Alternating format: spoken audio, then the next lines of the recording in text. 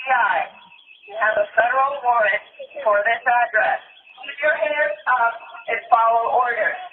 This is the FBI. We have a warrant for... They handcuffed me and my wife out here. They wanted me to sit on the curb while they were carrying this out, something that I refused to do. They wanted my wife to sit on the curb out here, that she refused to do.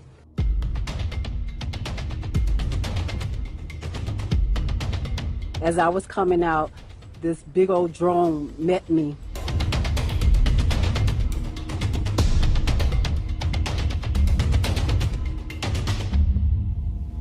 The only revolutionary organization that's done something here on the ground practically for African people is the one that's come under attack. Institution that offers a community radio station, a newspaper, a commercial kitchen, an Aquaba Hall rental space, and community office for our organizers. That was the building that has come under attack.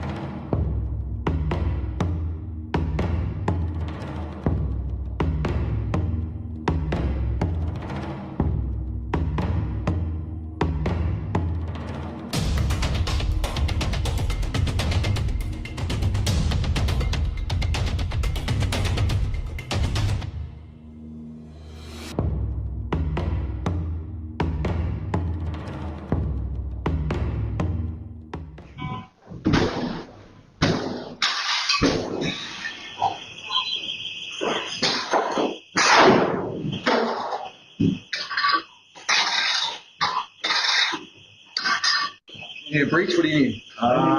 Need one. I don't know. Let's hold that money. Hold on. Thank you.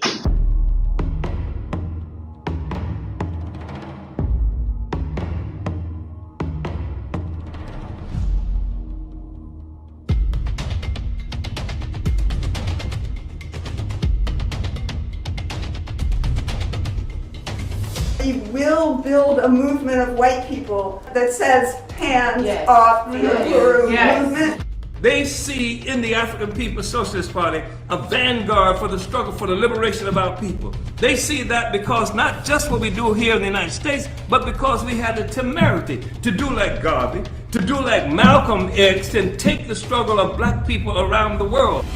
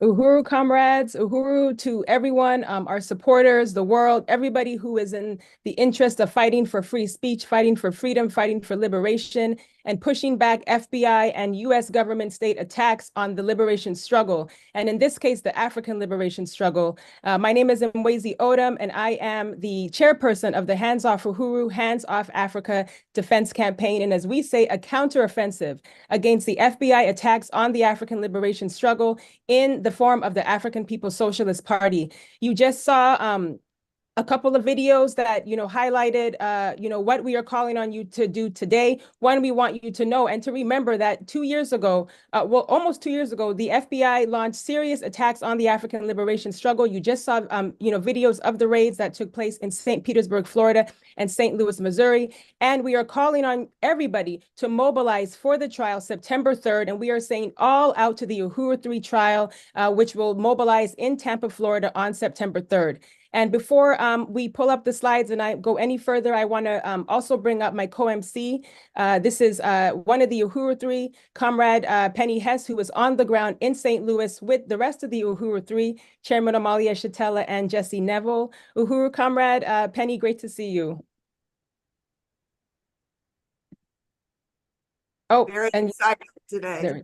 Yes, right on, Comrade. Great to have you on and really looking forward to today's meeting. And we have a really exciting lineup of presentations on today, which are all helping us to mobilize and to better understand what, how we are launching this campaign, as we say, to build a massive show of support for Chairman Omali Yeshitela and the Uhuru 3 on September 3rd in Tampa, Florida. We want to pack the courthouse, we want to pack the streets, and we want to saturate every inch of this earth, of the terrain, every democratic space that we can occupy.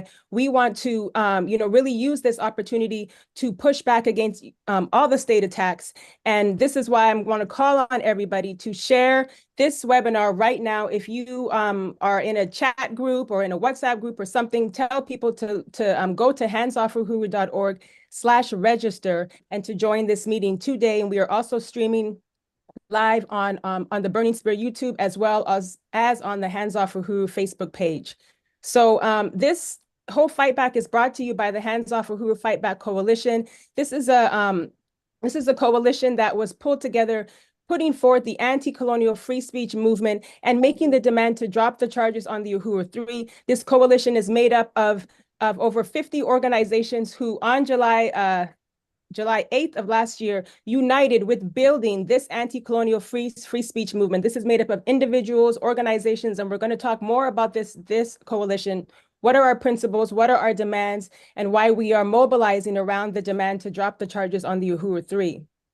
One of the things that, I cannot go further, because one of the reasons I am here is because of my leadership. As a member of the African People's Socialist Party, I want to salute Chairman Omali Yeshitela, who is the chairman of the African People's Socialist Party, and our deputy chair, Onezene Yeshitela, who is also a member of the African People's Socialist Party and also was a victim of those violent raids that you saw in the video. So this Hands Off Uhuru, Hands Off Uhuru, Hands Off Africa campaign was launched right on the steps of the chairman's home after the raids, when he held a press conference and made the call that we would develop this counteroffensive to stop the FBI attacks on the African People's Socialist Party. And this is what the Hands Off Uhuru, which means freedom, Hands Off Africa campaign, this is when it was born. As we said, these attacks took place in 2 cities pre-dawn, in St. Louis, Missouri, and St. Petersburg, Florida, on July 29, 2022. These were military-style attacks. As you can see, they had military armed vehicles, these, thugs dressed up in these fatigues with assault rifles, many of them that were pointed at the chairman's chest. We understand that this was, and we say this every time because we understand this was an assassination attempt on Chairman Omali Yeshitela, and an assassination attempt of the African liberation struggle, which started since over 600 years ago, when the first African was first snatched from Africa. And following these raids, 4 members of our movement were named as unindicted co-conspirators. And in April of 2023, last year, the U.S. government, set the charge that 3 members of our movement would be facing indictments up to 15 years in prison each. This is Chairman Omali Yeshitela, Penny Hess, and Jesse Neville, who are all facing up to 15 years, like I said, on these 2 really bogus counts and charges. They are known as the Uhuru 3. And, we are pushing back on these bogus charges because, and we're going to talk more about this in a couple of, moments here, but, just to reinforce again, that the case of the Uhuru 3 really is the case that is setting the precedence for the future of free speech as we know it. This case will continue, does test the limits of the U.S. government's ability to suppress political speech. And we are using this fight back and more of what you'll see on today's program to better understand how, freedom of speech and anti-colonial free speech cannot be tolerated by a shaky and weak system. So we want to remind everybody that you should continue to follow the campaign. Go to handsoffruhuru.org, follow us on social media. We are on all the platforms, and you can do that by just typing in Hands Off Uhuru. And also, as we said, we are mobilizing for the trial. Many of you have already taken the first step, which is to sign up to say that you will be at the trial on September 3rd. That means that you have gone to handsoffruhuru.org/trial. We have chat moderators that can put that in the chat for you. And if you have not, then we will continue to remind you of that on today. And those of you that have, we will have more to say about that in the future. Well, in today's program. I also want to remind everybody that this event, just like many of our events, are the ability to not only mobilize for the trial, mobilize in this campaign, but to also put out all the various ways in which this Hands Off Uhuru counteroffensive is, as we say, taking up all the democratic space, bringing in all the issues. And so we have some upcoming events that we are going to talk about at the end of today to let people know. One of them is happening this Saturday, Black Education and the Struggle for Anti-Colonial Free Speech, and a report back, because the Hands Off Uhuru campaign was just in Cuba and has returned, and we are putting out this report back from the front lines, as we'll talk about our report back from Cuba and also Gaza as well. But for today, we are very excited and we are honored to have with us members of the Leonard Peltier Ad Hoc Committee. This is a really important case that that our campaign, the Hands Off Uhuru Fight Back Coalition, has adopted, and that we are making the claim, making the demand, not one more year to free Leonard Peltier. He was just on the call with one of the organizers, as we were starting this webinar, and we want to tell Leonard and let all his supporters know that we will not rest until Leonard is free. And so we want to talk more about how important it is that we put this claim forward for this indigenous political, prisoner who is imprisoned on his own stolen land.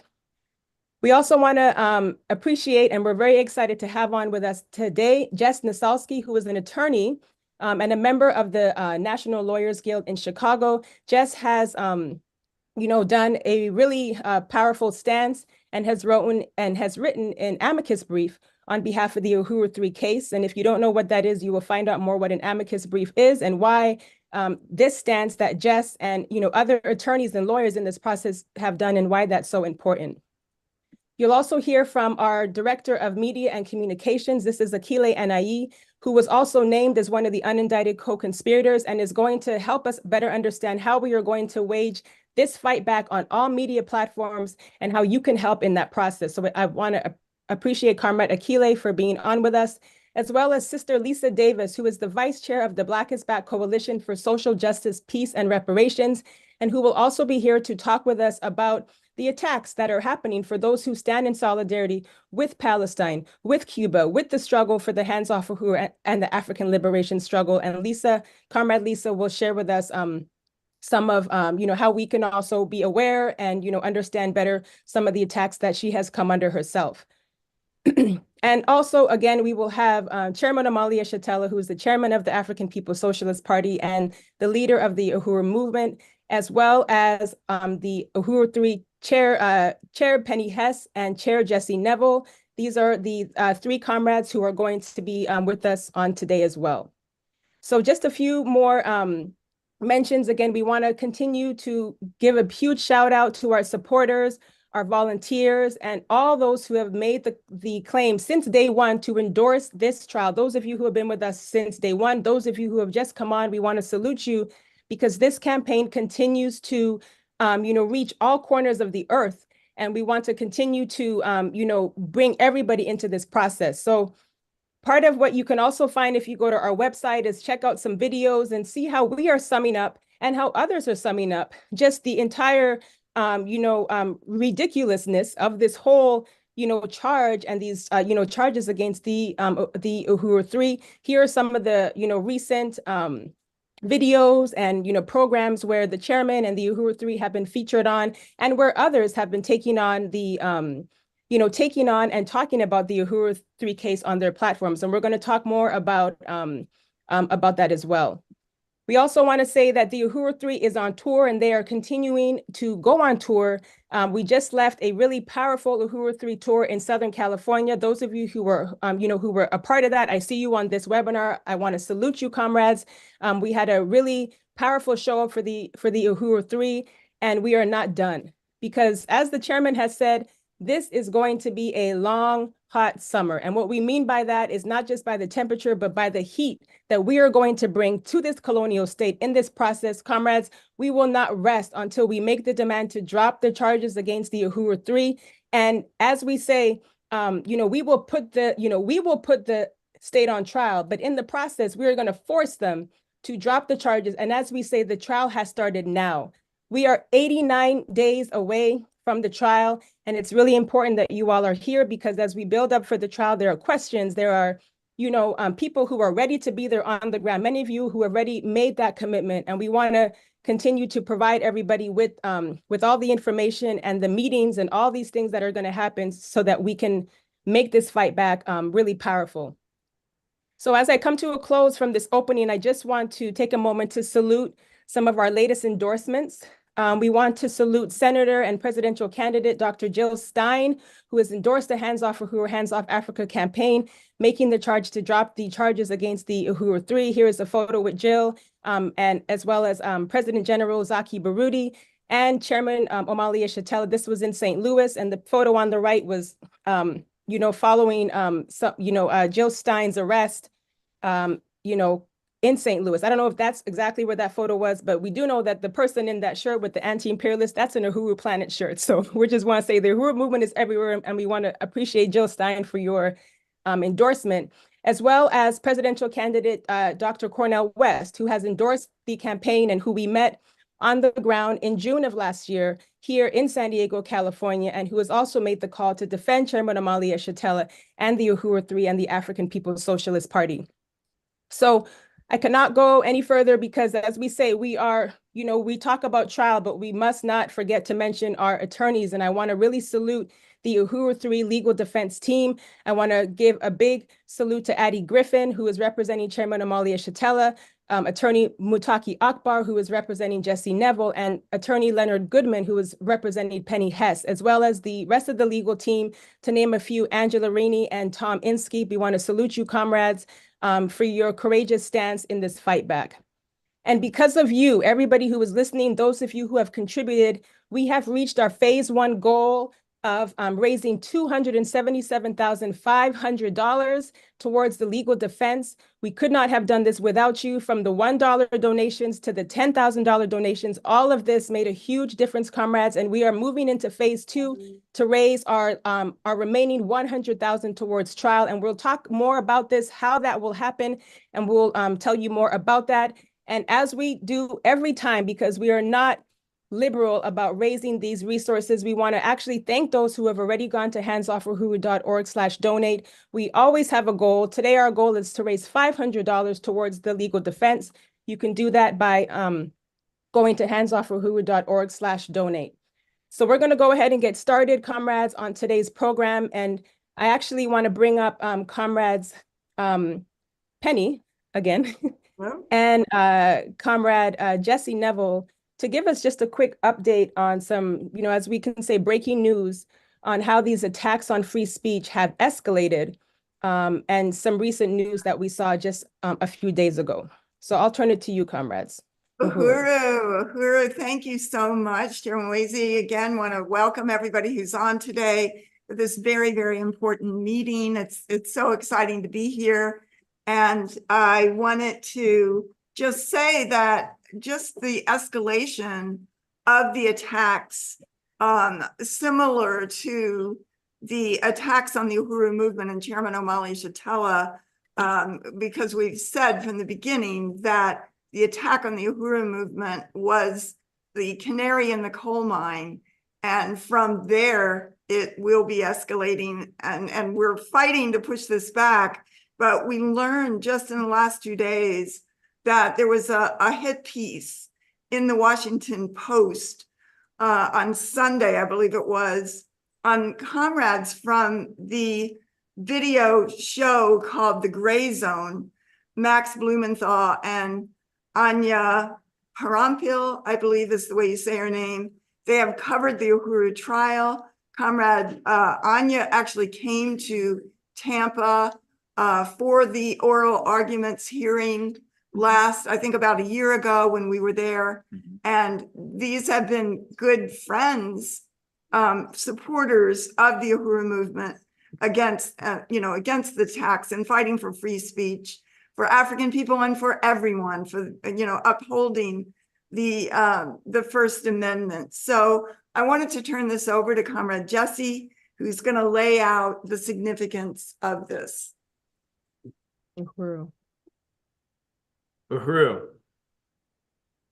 Uhuru, I think you can hear me. I'm using I'm not using my own laptop, so we might want to change the name. But yes, I just wanted to read a quick statement on behalf of the Hands Off Uhuru campaign regarding this attack on the gray zone that we saw in the Washington Post 2 days ago. So just want to unite with Chairwoman Penny Hess and say I just want to say there's no, oh, there is a camera on this. I'm sorry, go ahead. Excuse me. I'm looking at the wrong thing. Okay, so we just want to say that the Hands Off Uhuru coalition expresses our solidarity with the gray zone against this vicious attack by the US government in the form of their media mouthpiece, the Washington Post.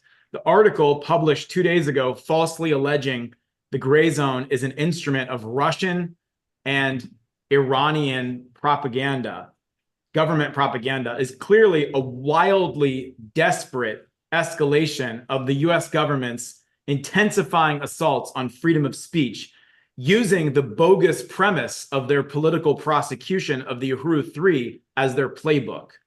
As Chairman Omali Yeshitela has stated from day one, the attack on the African liberation movement, on the African People's Socialist Party, is the canary in the coal mine, the test case in which the US government is moving, not out of strength, but out of desperation and weakness, to try to stifle, silence, smother, censor, destroy any voice of opposition to US imperialism, beginning as they always do with the African working class. The latest hit piece in the Washington Post is an Orwellian attempt to poison the water, as the chairman says, to repeat over and over the big lie that if you criticize the United States government, if you oppose the US proxy war in Russia, using the people of Ukraine as cannon fodder for imperialism, if you criticize the US-backed illegitimate settler state of Israel's heinous slaughter of 40,000 Palestinians in Gaza, if you speak out against what the US government does every day to African, indigenous, Mexican, and colonized people within US borders, if you call for freedom for Leonard Peltier, you must be a Russian agent. And your criticism of US imperialism and colonialism must be disinformation. That is not a strong system. That is what a desperate, frantic system sounds like, one that cannot tolerate any exposure or even minimal scrutiny of the crimes it is committing against African people in the US and around the world. So we say hands off the gray zone, hands off freedom of speech, hands off Uhuru, hands off Africa. Uhuru. Uhuru. Uhuru. Thank you, comrade. Really want to appreciate and salute, just the opportunity to sum that up and, in our own narrative, because as we know, we are not just fighting against, raids at, 5 a.m. and 6 a.m. We are in a constant struggle against this encirclement, one, that it has taken us to, break through these, barriers to be able to put out to the world what is happening, but also more importantly, the media, which has always been used in the, in the attacks against all liberation struggles. And so really want to appreciate the opportunity to speak on that. And we hope to have comrades Anya and Max on in the future as well. Uhuru. So I know that Chairwoman Penny, we're going to bring up our comrades from the Leonard Peltier Ad Hoc Committee up next. Yes. Uhuru. And let me get your video started.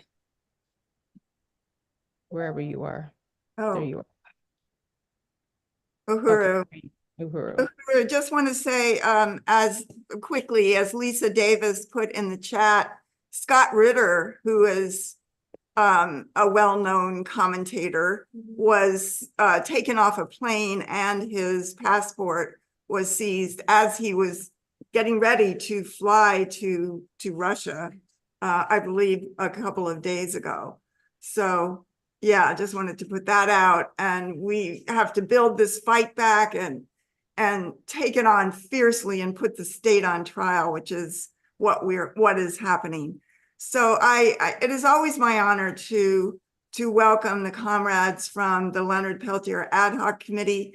As was said earlier, that Hands Off Uhuru is absolutely committed, deeply committed, that Leonard Peltier, who has served falsely almost 50 years in prison for defending his own land and the indigenous people in an outrageous travesty of any kind of understanding of justice that we have, and the right of the indigenous people to have their land. So, you know, this struggle is powerful. And I know that there's some information about upcoming hearings that our comrades are going to be talking about and telling us about. So I want to bring up Comrade Dawn from the Leonard Peltier Ad Hoc Committee. And Dawn, if there's anybody else that you want to bring on, let us know and we can get them a panelist link as well. Uhuru. Uhuru. Hello. Yeah, I can talk for 5 minutes, and then if you want to bring Paulette on, that would be great. Okay. Uhuru, you all are so incredibly powerful. I mean, we feel supported. You have been so incredibly generous, training us in how to organize. Leonard just called, and he's in trouble. He's in serious trouble right now. They have been denying him medical care for so long that he's gotten to the point where he's in pain all of the time. He's stressed out of his mind. The parole hearing date is Monday. And he needs support. He needs support. You know, Ward Churchill said that after the truly vicious pattern of misconduct of FBI behavior that's been proven in open court, Leonard's imprisonment is a litmus test of whether the police or the people are ascendant in America. And right now it's the police all the way, and we need to do something to change that. And I don't know what it is. We're walking a really fine line here because Leonard's in a cage. Leonard's in a cage. And we piss them off, they're gonna take it out on him. We can't have people show up at Coleman because they will cancel the parole hearing.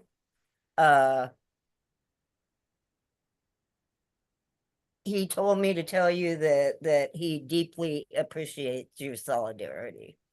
And you know, the Black struggle and the Indigenous struggle have been one and the same since the beginning.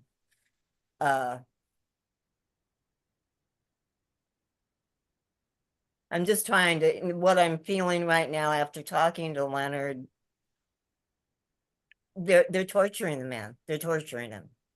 I mean, on top of everything else, he's in an 8x10 cell with another man.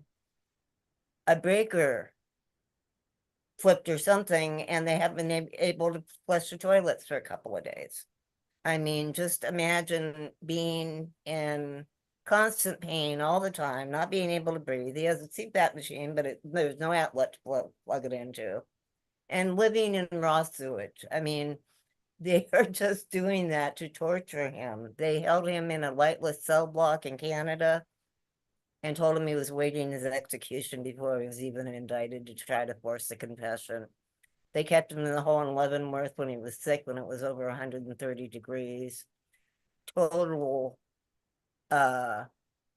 sound, light, everything deprivation at Marion. They have tortured the man, and he still, he is principled to the core. He is in prison because he will not denounce his beliefs, period. And he says, if you believe in something, you've got to be willing to sacrifice everything, and he has, and we've got to get him out of there. We have got to get him out of there.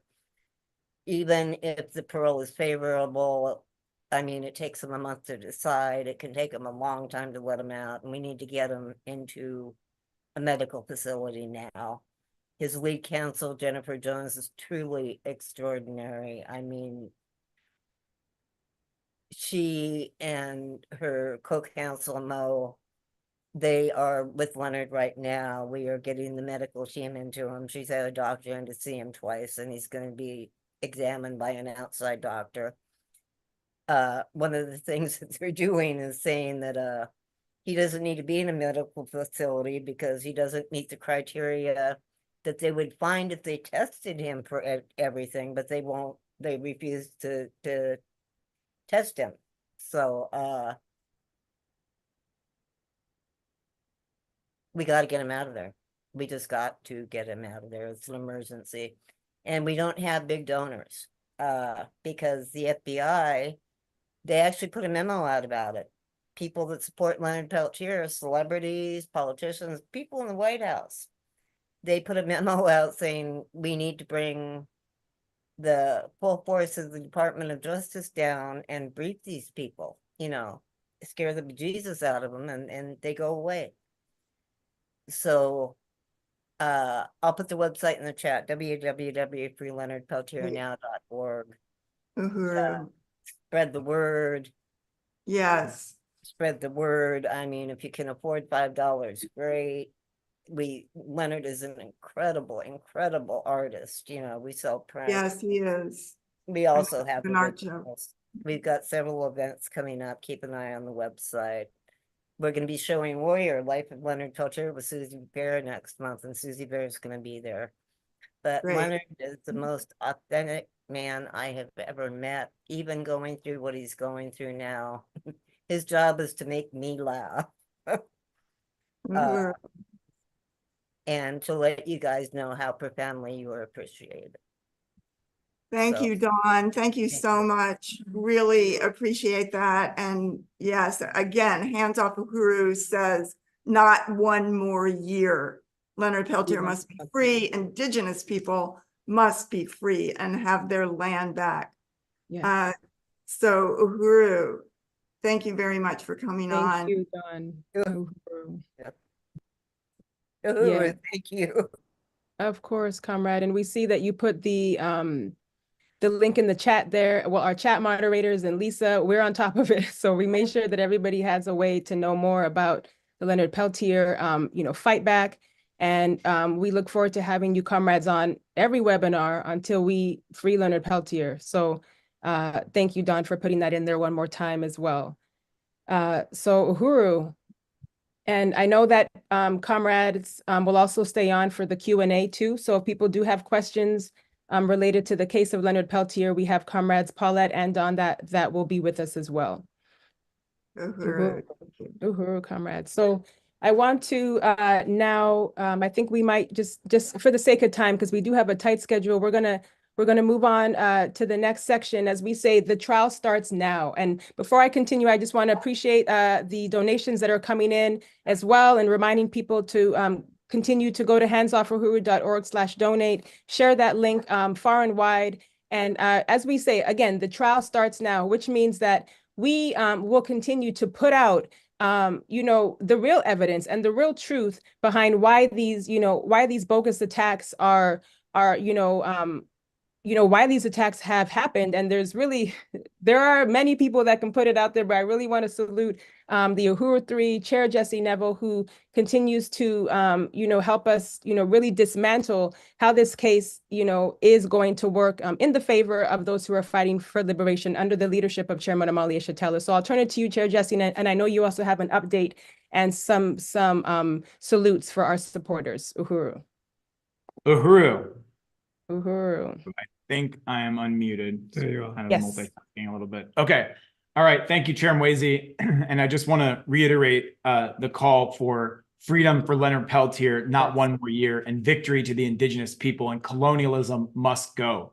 And so I'll be giving the update on the case of the Uhuru 3 as it is playing out in the courts, which is in the context of how it is playing out in the world and in the streets.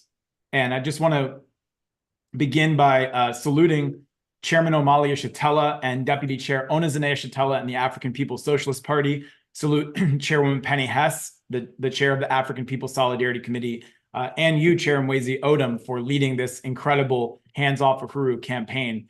And I also want to just quickly to put on my fundraising team hat for a second, congratulate the Hands Off Uhuru phone banking team that participated in a day of phone banking this past Saturday and raised almost $6,000 in one day in donations and pledges. So, Uhuru.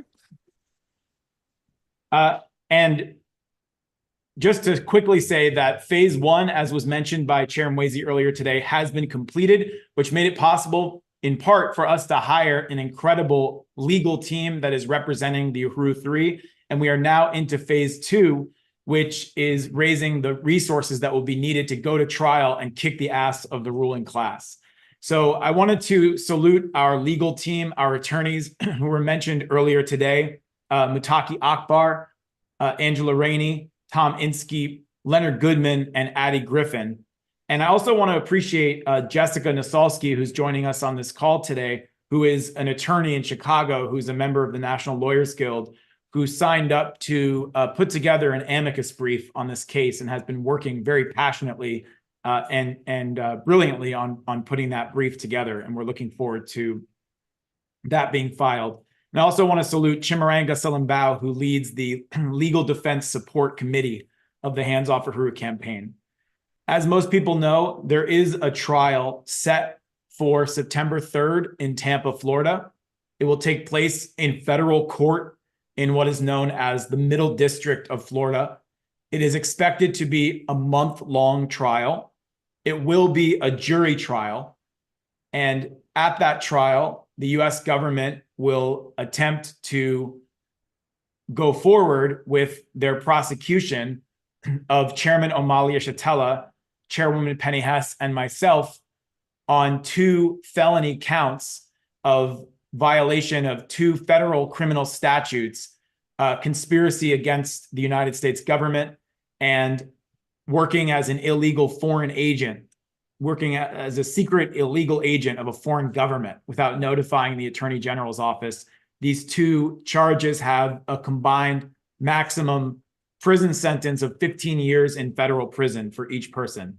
The primary target of this attack is Chairman Omali Yeshitela and the African Liberation Movement. Because of the chairman's more than 60 years of struggle and leadership, the US government has not been able to crush the movement of African and oppressed peoples for their liberation. That is why they want to put the chairman in prison. The attack on Chairwoman Penny Hess and myself is part of this attack, this full spectrum attack they're waging against the African Revolution, including attacking the solidarity front that the chairman and the party created to go behind enemy lines into the white community and fracture the unity of the colonizer population with our own ruling class. They want to scare white people away from solidarity, our true interests. They will fail. We will win. The struggle to drop the charges is not over. Even though there's a trial date on the calendar, the struggle to drop the charges is not over. In the streets, but also in the courts. Our motion for dismissal that was filed by Attorney Leonard Goodman on First Amendment grounds was filed last July, almost a year ago. 4 months after, well, first a hearing was held. And the hearing took place in September. And 4 months after that hearing, we got a response from the magistrate judge recommending to deny that motion for dismissal. 6 months later, not a word from the district judge. So there has still yet to be a ruling on the original motion for dismissal of this bogus case on First Amendment grounds that was filed almost a year ago. The judge in this case has yet to give a final ruling on that. The key issues in our First Amendment motion for dismissal included the fact that this prosecution represents the first time in history that the law targeting foreign agents, called Section 951, is being used by the United States government to target people purely based on words, purely based on speech, with no additional so-called crime that is alleged to have been carried out on behalf of a foreign government, like bribery or extortion or,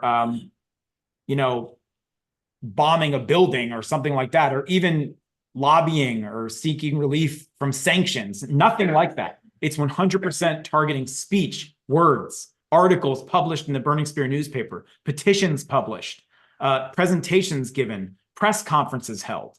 So all of the overt acts are political speech protected by the First Amendment, as our motion for dismissal argues, even if it were true that they were carried out under the direction of the Russian government, which it's not true.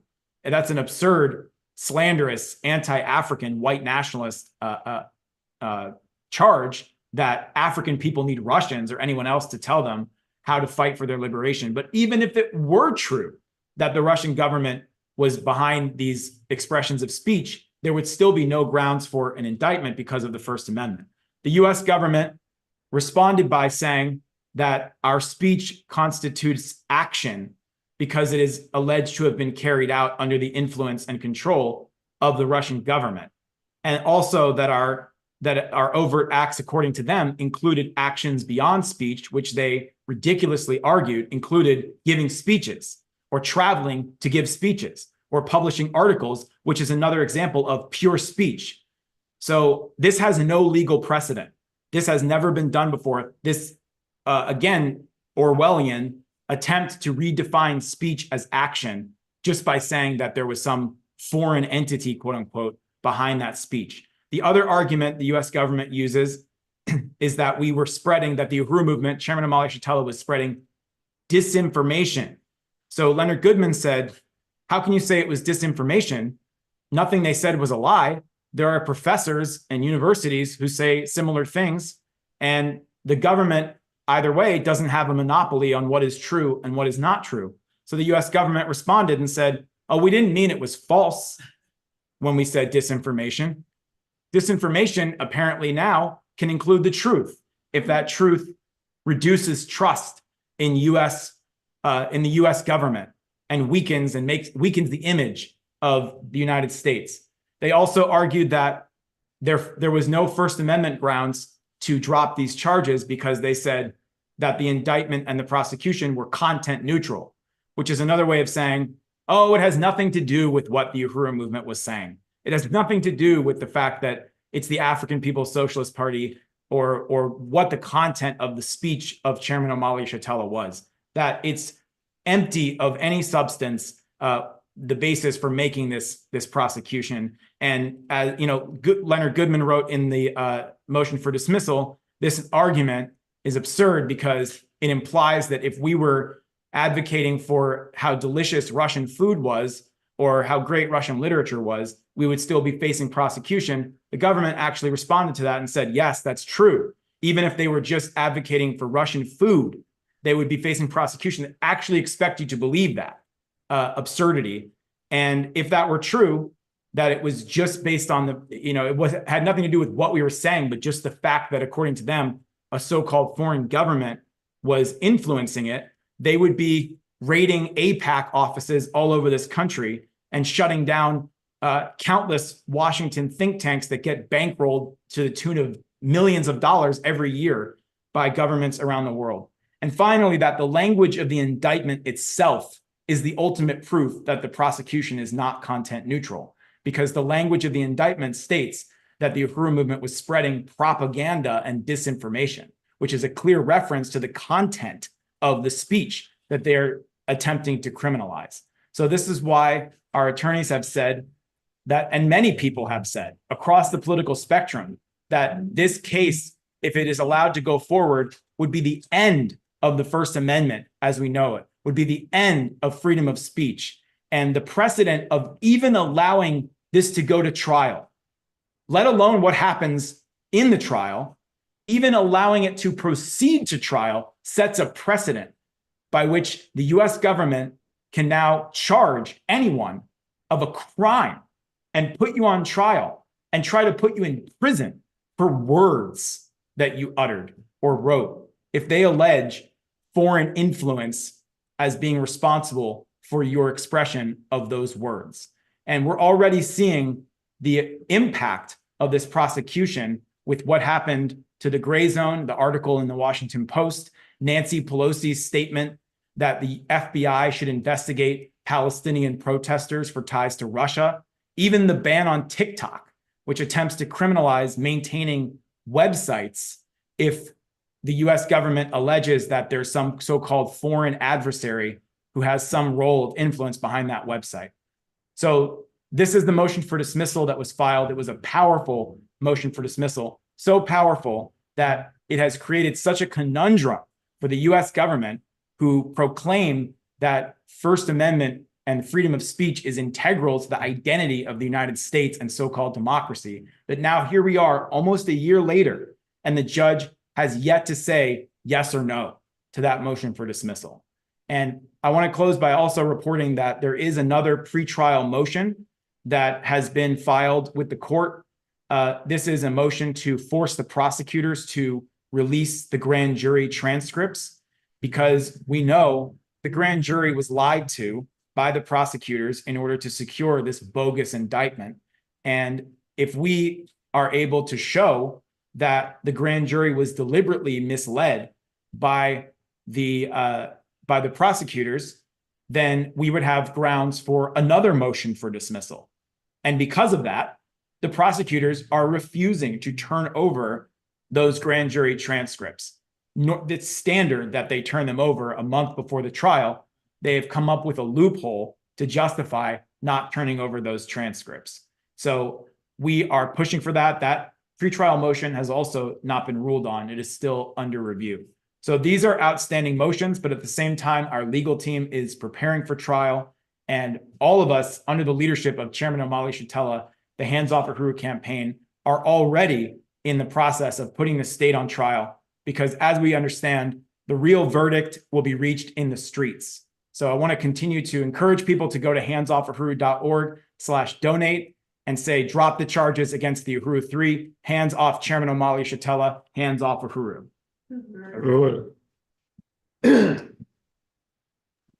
Uhuru. Thank you, Comrade Chair Jesse, for that overview. And yes, also thank you for that mention of the, pre-trial motions that have been made around the transcripts.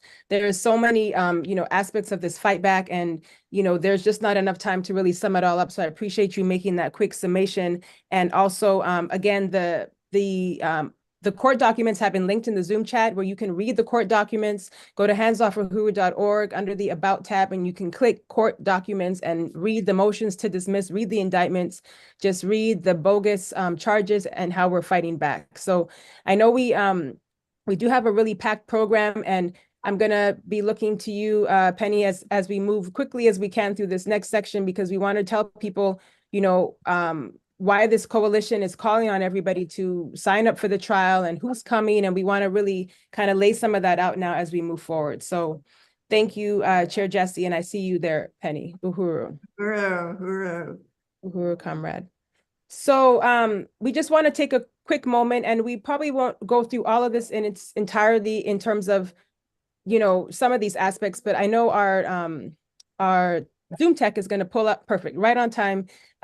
Again, the reminder that we are 89 days away towards trial. And this means so many things in terms of how we are going to, as we say, forward this long, hot summer of protests, of actions, of every kind of outreach, and of mobilizing for the trial, whether you are in the United States and you plan to be in Tampa, Florida, or you are overseas and you want to be a part of Days of Actions. This is what we mean, that we will not rest this entire summer. So I want to appreciate this opportunity for us to go into this a little further. And again, as we say, all out for the trial on September 3rd. And one of the things that we just wanted to remind everybody that this is being, brought forth by the Hands Off Uhuru Fightback Coalition. Again, these 40-some organizations and individuals have united with making the demand to drop the charges on the Uhuru 3. And many of you are going to be there at the trial. I know, Penny, we were going to go through the principles of unity, and we should. But how do you want to do this part? Should we just go over them quickly? And I do want to tell people, if you go to handsoffuhuru.org/coalition, you can also read the principles of unity about the coalition as well as the demands. So, Uhuru. Well, we can just say really quickly, and I do hope everybody can go to the website and look at them, but the principles of unity of the Hands Off Uhuru, Hands Off Africa coalition are the Hands Off Uhuru, Hands Off Africa defense is led by the African People's Socialist Party. We unite with the right of African people to advocate and organize for the unification, liberation, and self-determination of Africa and African people. We denounce the FBI, US government attacks on the African liberation movement historically and currently. We demand that the US government drop the charges against any member of the African People's Socialist Party, the Uhuru movement, and those named and implied in the indictments and warrants. We demand the return of all confiscated property of the Uhuru movement and compensation for damages and payment of reparations for the attacks. We demand an end to the FBI surveillance and infiltration of the Uhuru movement and release of all documents on the Uhuru movement since the 1960s. We denounce the assault on the anti-colonial activity and programs of the African People's Socialist Party, such as the Black Power Blueprint and other economic institutions and projects. Uhuru. Uhuru. Thank you, comrade. And just to remind people, saluting that everybody who united to build this coalition, united with those principles of unity and these demands, which I'm going to read right now, very briefly, but the Hands Off Uhuru Fightback Coalition, demand number 1, demands that all the charges be dropped against the Uhuru 3 and all those who are targeted and politically imprisoned by the US colonial state. Second demand is that we defend the right, or the democratic right, of the African People's Socialist Party and the Uhuru movement to advocate and organize for the total liberation, reunification, and self-determination of Africa and African people everywhere.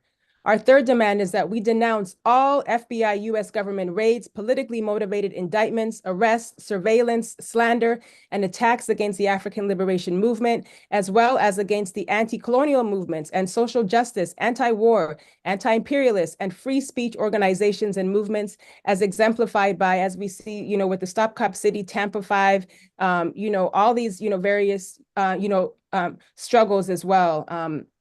Even, Julian Assange, I wanted to add as well. We demand the right to the freedom of speech and freedom of assembly to struggle to build our movements for justice, peace, liberation, and unity of all people. And we demand the right to speak out and associate with our allies without fear of reprisals from the US government and the colonial state.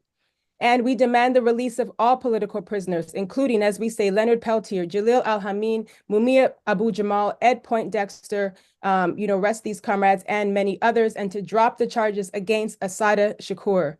Number 6, we demand that all candidates and political parties contesting in the 2024 presidential election and other elections adopt the demand to drop the charges against the Uhuru 3 and other targeted organizations, whistleblowers, and individuals.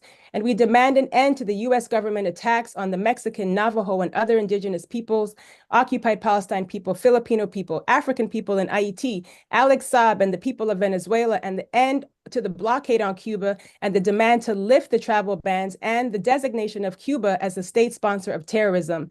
And finally, we demand the immediate cessation of the US funding on the war in Ukraine, and that the billions of dollars that are spent on this carnage be paid towards the long overdue reparations to Black people. So this is what this demand is, what this coalition is about. And so we are taking all of this, towards the trial, and great. We have the website. Well, we are getting ready to pull up okay, it's up now, great.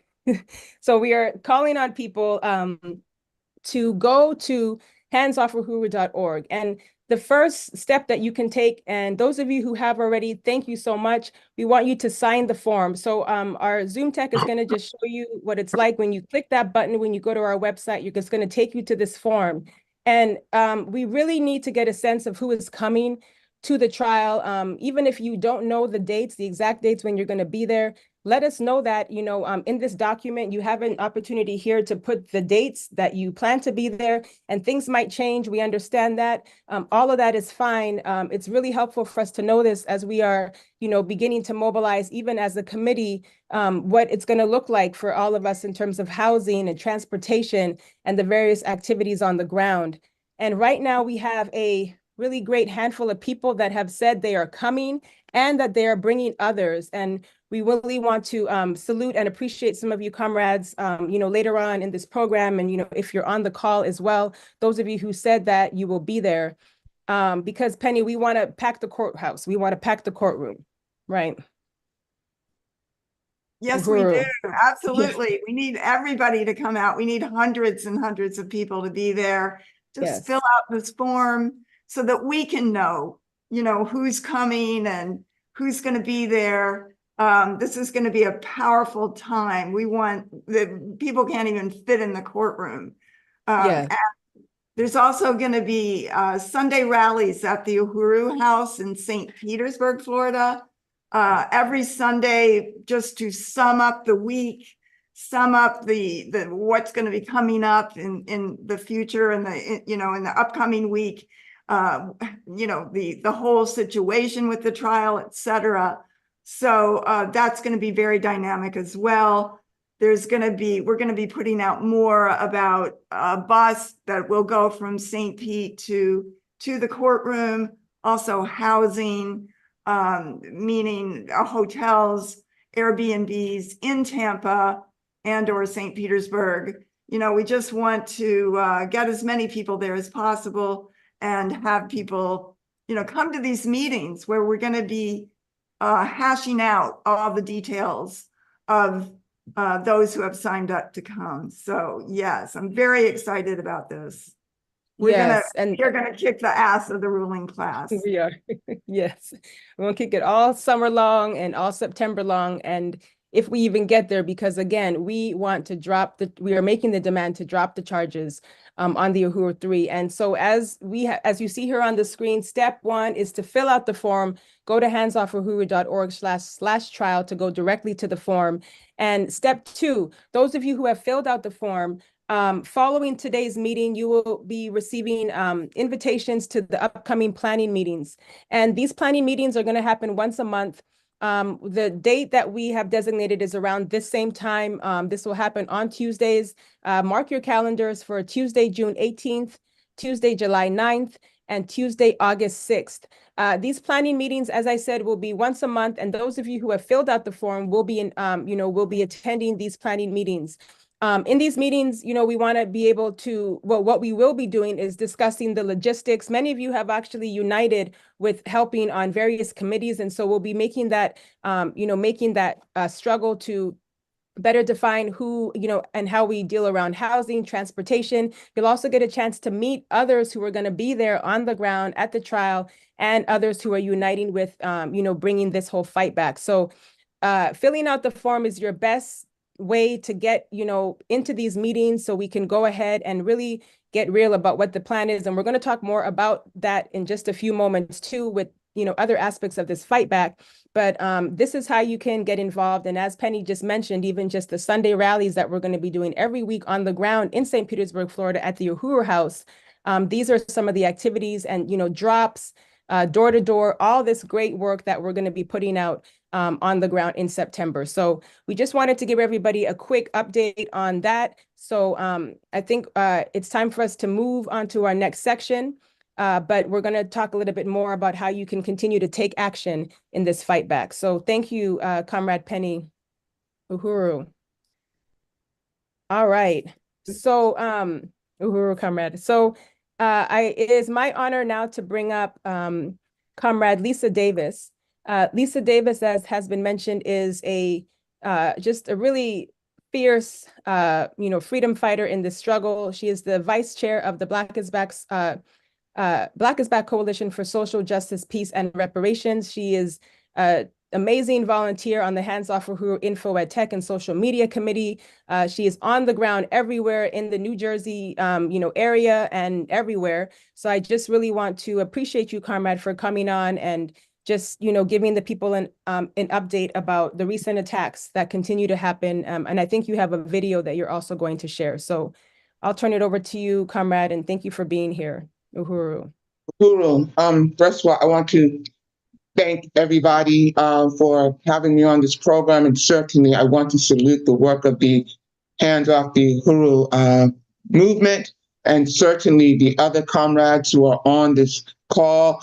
We say free Leonard Peltier, free him now, not one more day, and free all political prisoners, and certainly we unite with all oppressed people. As you can see, I'm wearing this Blacks for Palestine t-shirt, and I live in New Jersey, and just briefly, people who live in the suburbs of New Jersey, and I'm very proud to say this, have been doing quite a bit of dynamic organizing around what is currently going on in Palestine.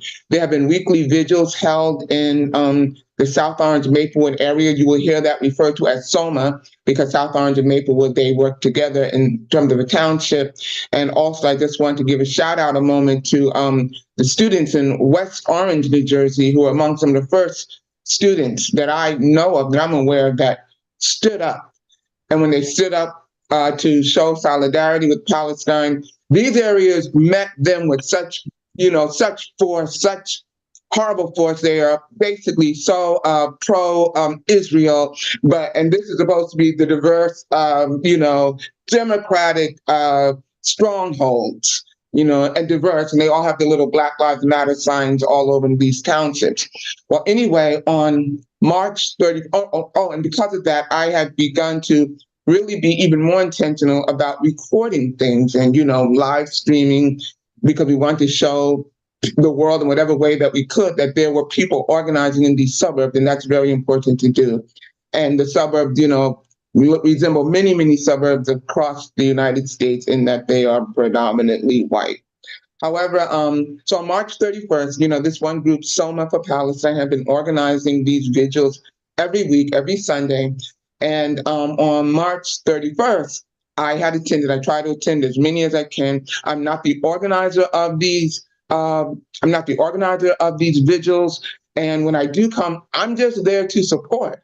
I don't, take the microphone. I'm not the one leading the chants. And every now and then, they might allow me to, or allow people who are attending to, make announcements at the end. And that's, fine by me, because we want to make sure that the Palestinian voices and what that they have before, that they can say what they want to say. And of course, other people can say things sometimes, but for the most part, I'm never the one leading the chants or anything. So just real briefly, on March 31st, Sunday, March 31st, we're on South Orange Avenue in South Orange, and this unhinged Zionist stops his car and he gets out and he's just yelling and screaming. And at the time when he stopped the car, the vigil was about to be over.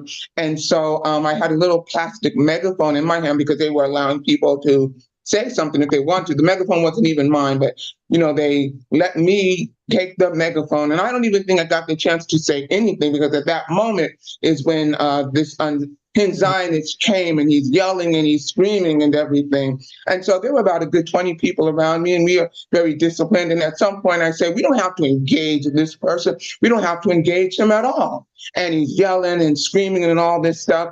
And then I tell him that he's getting too close. He needs to back off. He needs to respect our boundaries. And then at some point he starts to come at me very aggressively in my face. And I didn't feel threatened. There was a lot of people around me. And then the people got in between, and they broke it off. They forced the Zionists to move. So they did get in between, and they did stop. And then he takes off running into the street. And then the South Orange police show up.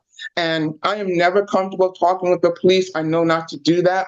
But some of my fellow protesters who were with me in good faith began to tell the police that this Zionist had approached me as well and was really coming at me aggressively and getting in my face. And I did say because I have learned I have to say this, that things were recorded, because there have been times when they will always try to do everything to make the pro-Palestinian supporters look very violent. All the time that happens. I've heard people just get up there and lie in city council meetings and just say the most vicious things about it. They accuse the students of protests that the students have. They accuse the students of calling for the annihilation of Jewish people. And nothing like that ever happens. As we all know, because many of us have been at these protests, it's nothing like that. But I like to let them know we do have video recording. So I did say I have a recording of everything that's going on. One of the beast officers that showed up asked me if I wanted to make a complaint. And I didn't even say anything because I'm not comfortable talking with them. I know not to do that. And then the other one said to me, oh, could you send the video? And I honestly will claim this. It was an error that I made. I want to claim it because also there are things that we can learn from this in terms of what should have happened. But I made that error and I said, yes, you can. I sent him the video. Then I go home a couple of days later, I get a summons in the mail in which the police officer, Natural, I don't know his first name yet, is making a complaint against me. And the complaint is saying that I didn't have a permit for this event, and that I was also I was continuously using loud noise, and I was using an amplification device. And I just want to also say one thing, and then we can show that video. The complaint says nothing about the person at all. So it's not like the person is bringing the complaint against me. And that's one of the reasons why his face is blocked out in this, because I want people to focus on what the police, what the township, what the system, because the complaint says the state of New Jersey versus Lisa Davis. And it's always something that is so bogus and such BS. But it just goes to show no matter what, the default always when it comes to this rotten system is to go against Black people no matter what, to frame them, to no matter what it is. And I want us to really clearly understand this, because just real briefly, I have never had any good encounters at all with the police in this area. There have been many other cases. One happened in 1991, which was so brutal for me, but it was also what ended up basically turning me into the revolutionary, had a lot to do with turning me into the revolutionary that I am now. Just real briefly, I had tickets from Orange to Maplewood. Unexpectedly, had to go to Milburn. This was in 1991. I had brought all these tickets in advance. This was before we had all the electronic things, the devices that we have now. This was before cell phones. So I bought all these tickets in advance. And I unexpectedly had to go to Milburn in 1991, which was one stop over, but it was the exact same fare. And the conductor tried to get me to pay more. I questioned why. Oh, he ends up cursing me out. The police come in. I'm in this all-white neighborhood because that's where my temp agency was. And it was just so vicious. But I just want to use that as an example, and that I was just doing something very mundane, just living. But anyway, if you want to play this video right now, you can do that. It should be like, it's not too long. Just answer the question. Who's the government? Who's the government? Who's leading your country? I don't like your family dead. Who's leading it? A terrorist organization? Israel's a terrorist organization. Maybe, but let's just go back to the original. We are over here minding. Wait a second. What happened to America? That's the megaphone, the amplification device they say that I have. That I'm being charged with. That's too far back to address. We can't address why we get bullets from a Republican. I know Democrats giving bullets to the only democratic country in the Middle East. Wait, these surrounding countries, they don't even believe it exists. I'm neither. We're not having this discussion here. We're not having this discussion here. You have to respect our boundaries. You didn't respect mine. Respect our boundaries. You're not respecting mine. You don't own this world. You don't either. I was driving by. I became scared driving by. But that's on you. And your boundaries are on you, man. That's on you. That's on you. Get out of my face. Get out of my face. Get out of my face. What's your space? Where's your space? Get out of my face. Watch out. Don't follow him.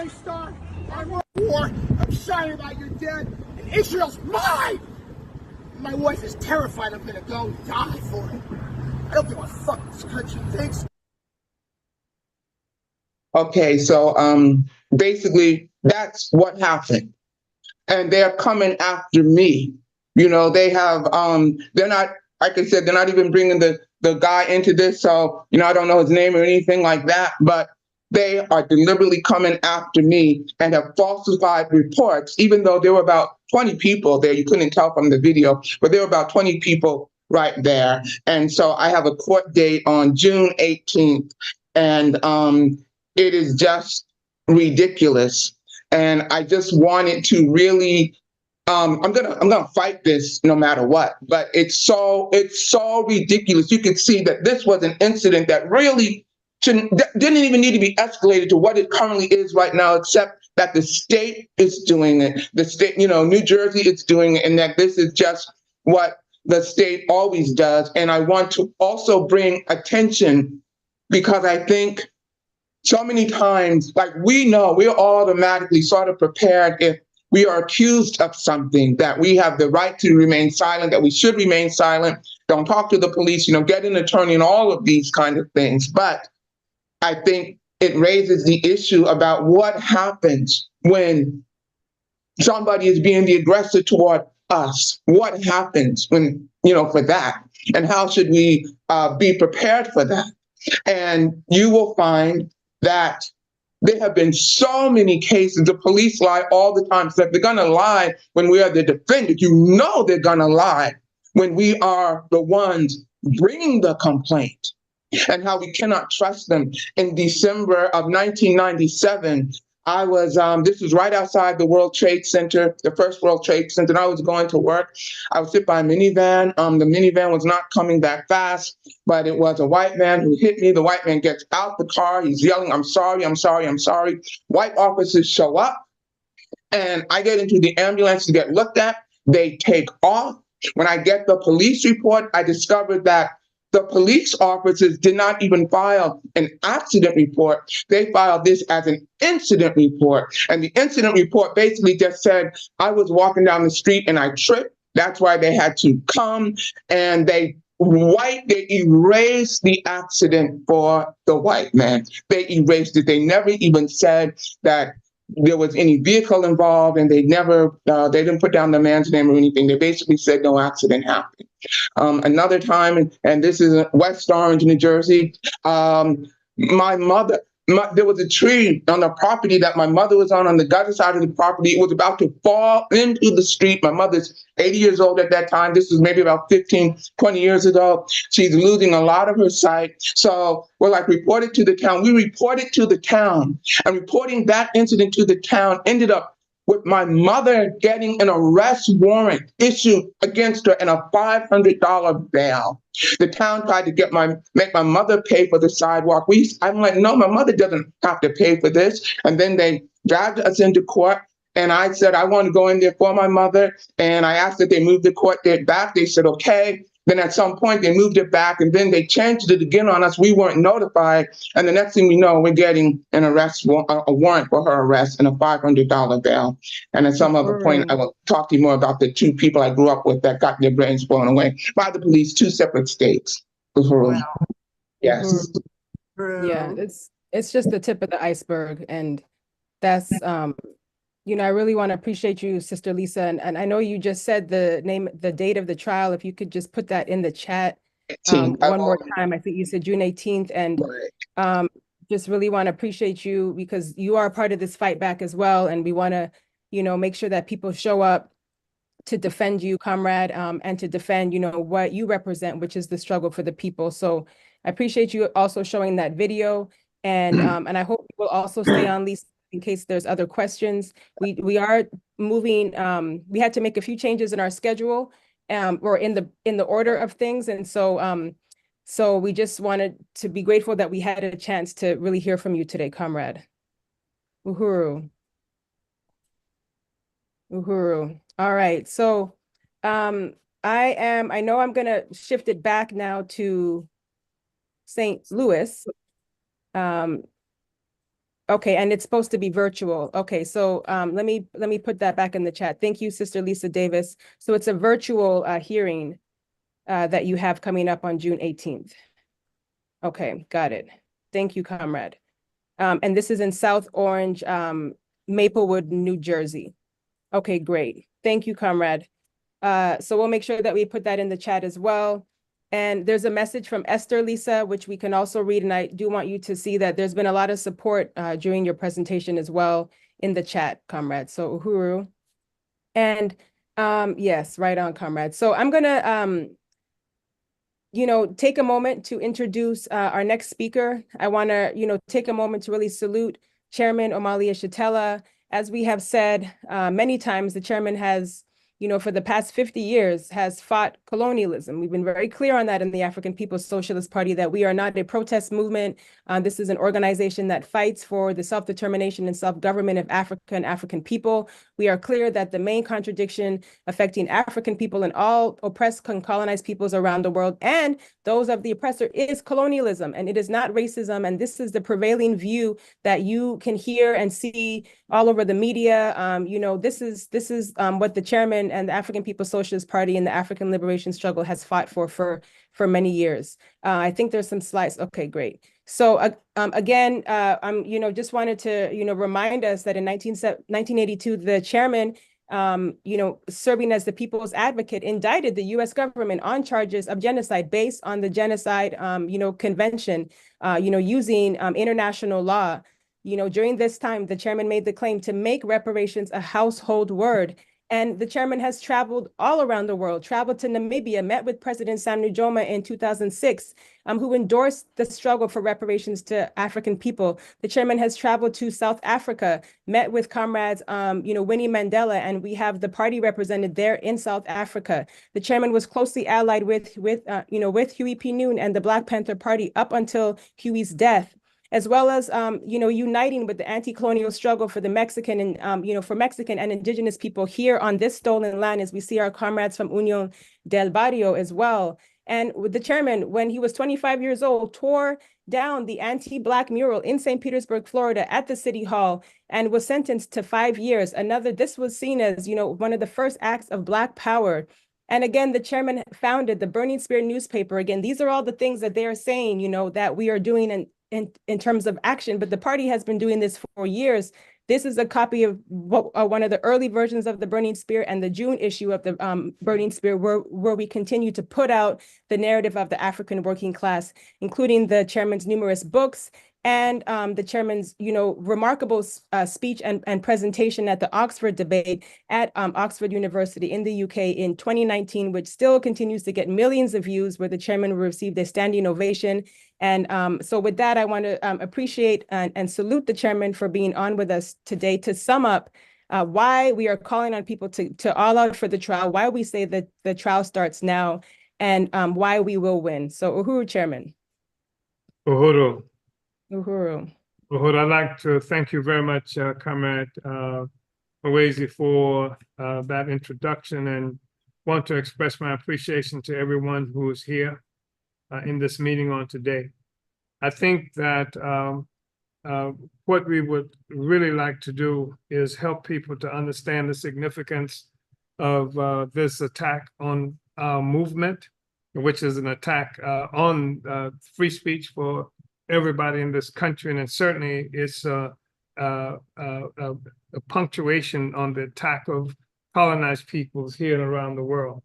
Our objective now is recognizing, first of all, that the basis of the attack on us, these indictments, the intent of the United States government to give me what actually would represent a life sentence, so 15 years in prison, that is based on falsehoods. We've said that all up until now. And in fact, a thing that's really interesting is that the government has said that it's false too, but it says it doesn't matter if it's false or not, because if what I did and what the Uhuru movement did and what the Uhuru thing did is something that brings a disregard or undermines the image of the United States, then it functions as a criminal act. And so even the thing that we see has been characterized as a crime. So we know that when we go to court on September 3rd, should we get that far, that the restrictions of speech in the courtroom is going to be even greater than what it is outside. That our ability to talk about the history of the African People's Socialist Party, the history of the Black Liberation Movement, that 4 years after the United Nations determined in 1948, the Convention on the Prevention and Punishment of Genocide, that Black people were at the United States with the document, indictment of the United States characterizing the claim that they were making, we charge genocide.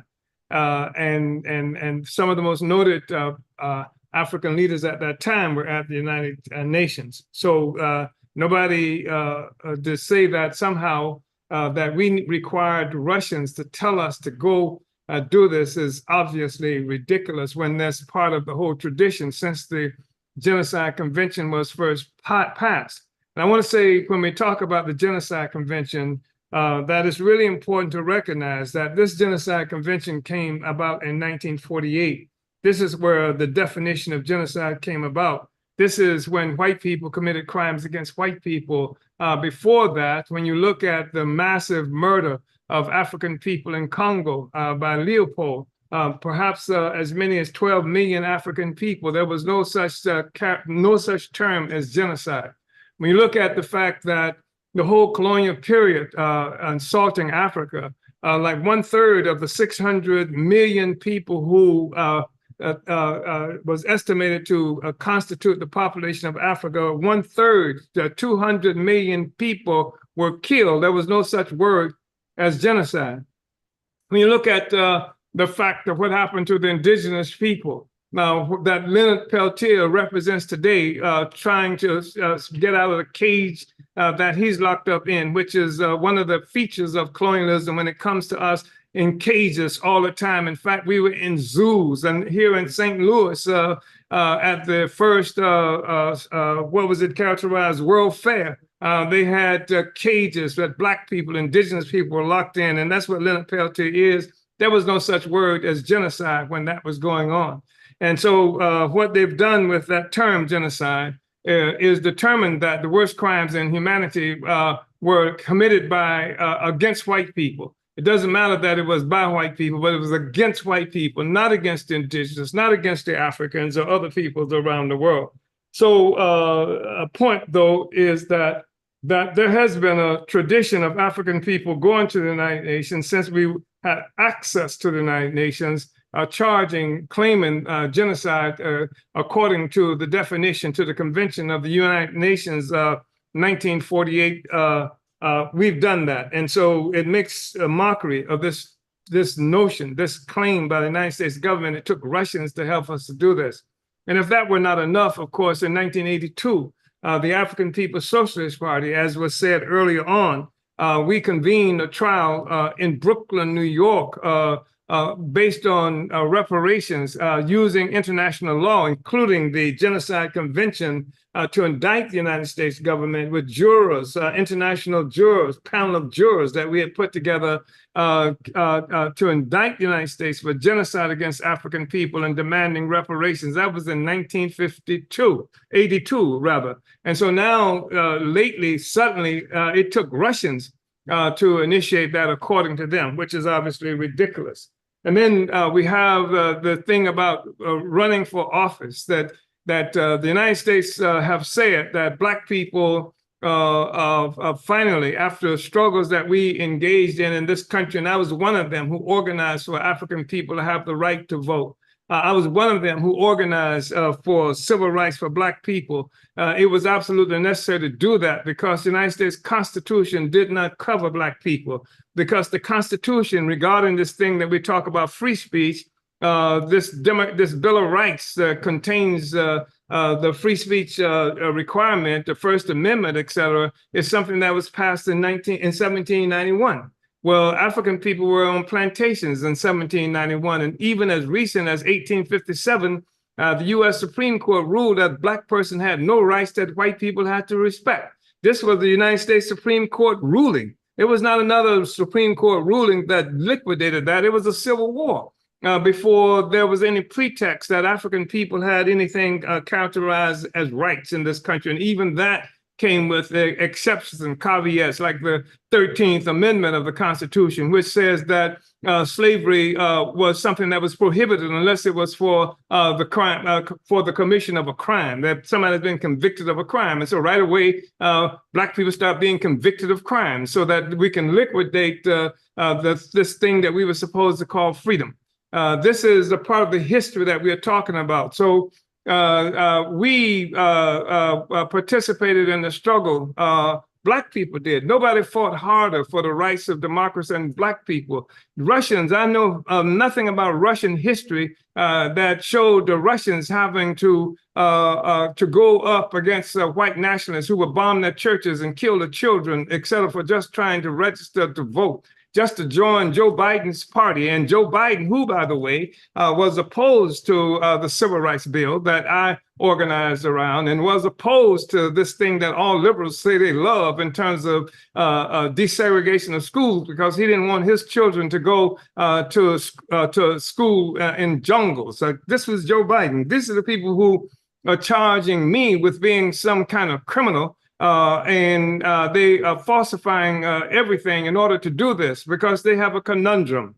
And their conundrum is the fact that African people were not covered by the Constitution. The First Amendment did not cover us. And the only reason there has the pretense of being covered by the First Amendment is because of the activities of Black people in the streets in this country, and especially in the South. That activities that were shown all around the world, activities that the Soviet Union, or as they called it, Soviet Russia at that time, used as a part of the whole propaganda to show that the socialist governments, the socialist movements, the socialism itself was something that was much preferable to capitalism that appeared to be committing all these crimes and offenses against Black people.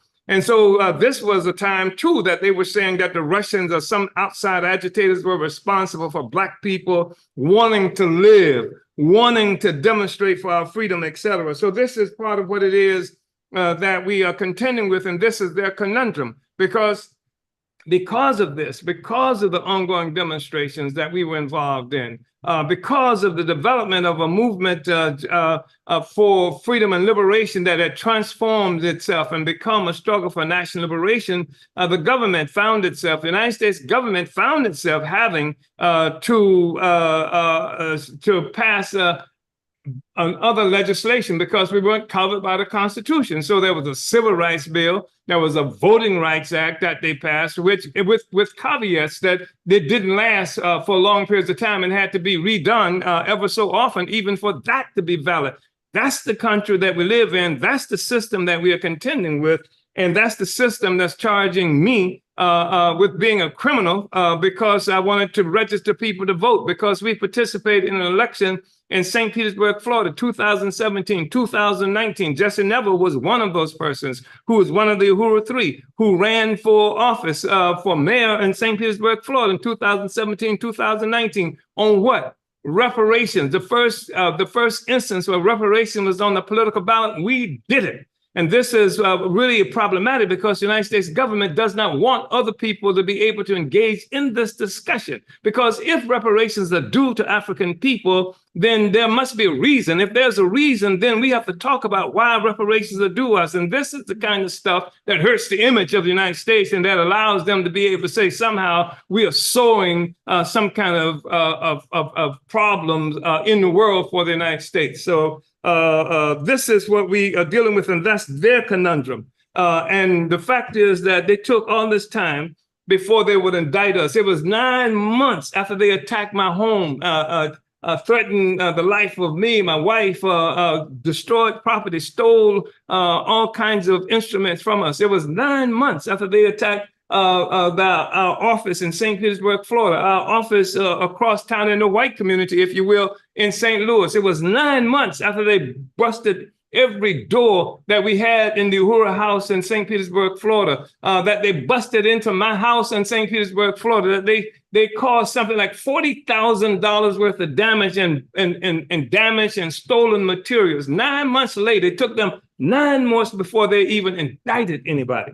And they took 9 months, one, because they thought that because they come raiding in the way they did, and they come with armored vehicles, and they come with agents, with military forces, with dressed in camouflage outfits, and carrying assault weapons, with the laser devices mounted on them that they had targeting my chest. So when I come out the house, that they sent drones into my house. 9 months. They thought that we would either just confess, say, make a deal, just don't do it anymore, boss. You know, we'll do anything you say. What you want us to confess to, we'll confess to it. They thought that we would do that in that time frame. They thought we would fold in that time frame, or they thought we would run. They thought I would run, I would leave, you know, because I could, from their perspective, have gone to some other country. I mean, Cuba has been accessible to a lot of people who wanted to run from the persecution in this country, but we didn't run. And we didn't run, and we didn't confess, because Black people fought for this democratic space that we have. We are not going to concede this democracy, the space that we fought for as a people. We are not going to fold and then say that we can't say anything because white man said it, because like Emmett Till, they drag you out and they assassinate you in the middle of the night. We are not going to do that, and we're going to have to let them deal with this question. They are going to have to answer the question in public of whether democratic rights, constitutional rights, Bill of Rights, et cetera, the First Amendment applies to Black people and colonized people as well. They're going to have to say that themselves. And either way they go with it, it's going to be critically important. If they say Black people don't have any rights, that educates the masses of Black people who feel like they're in some kind of trap because they have only Donald Trump or Joe Biden that they have to support. They have to look for support. It helps Black people to know that you have to go to another level of struggle because you ain't gonna get it this way.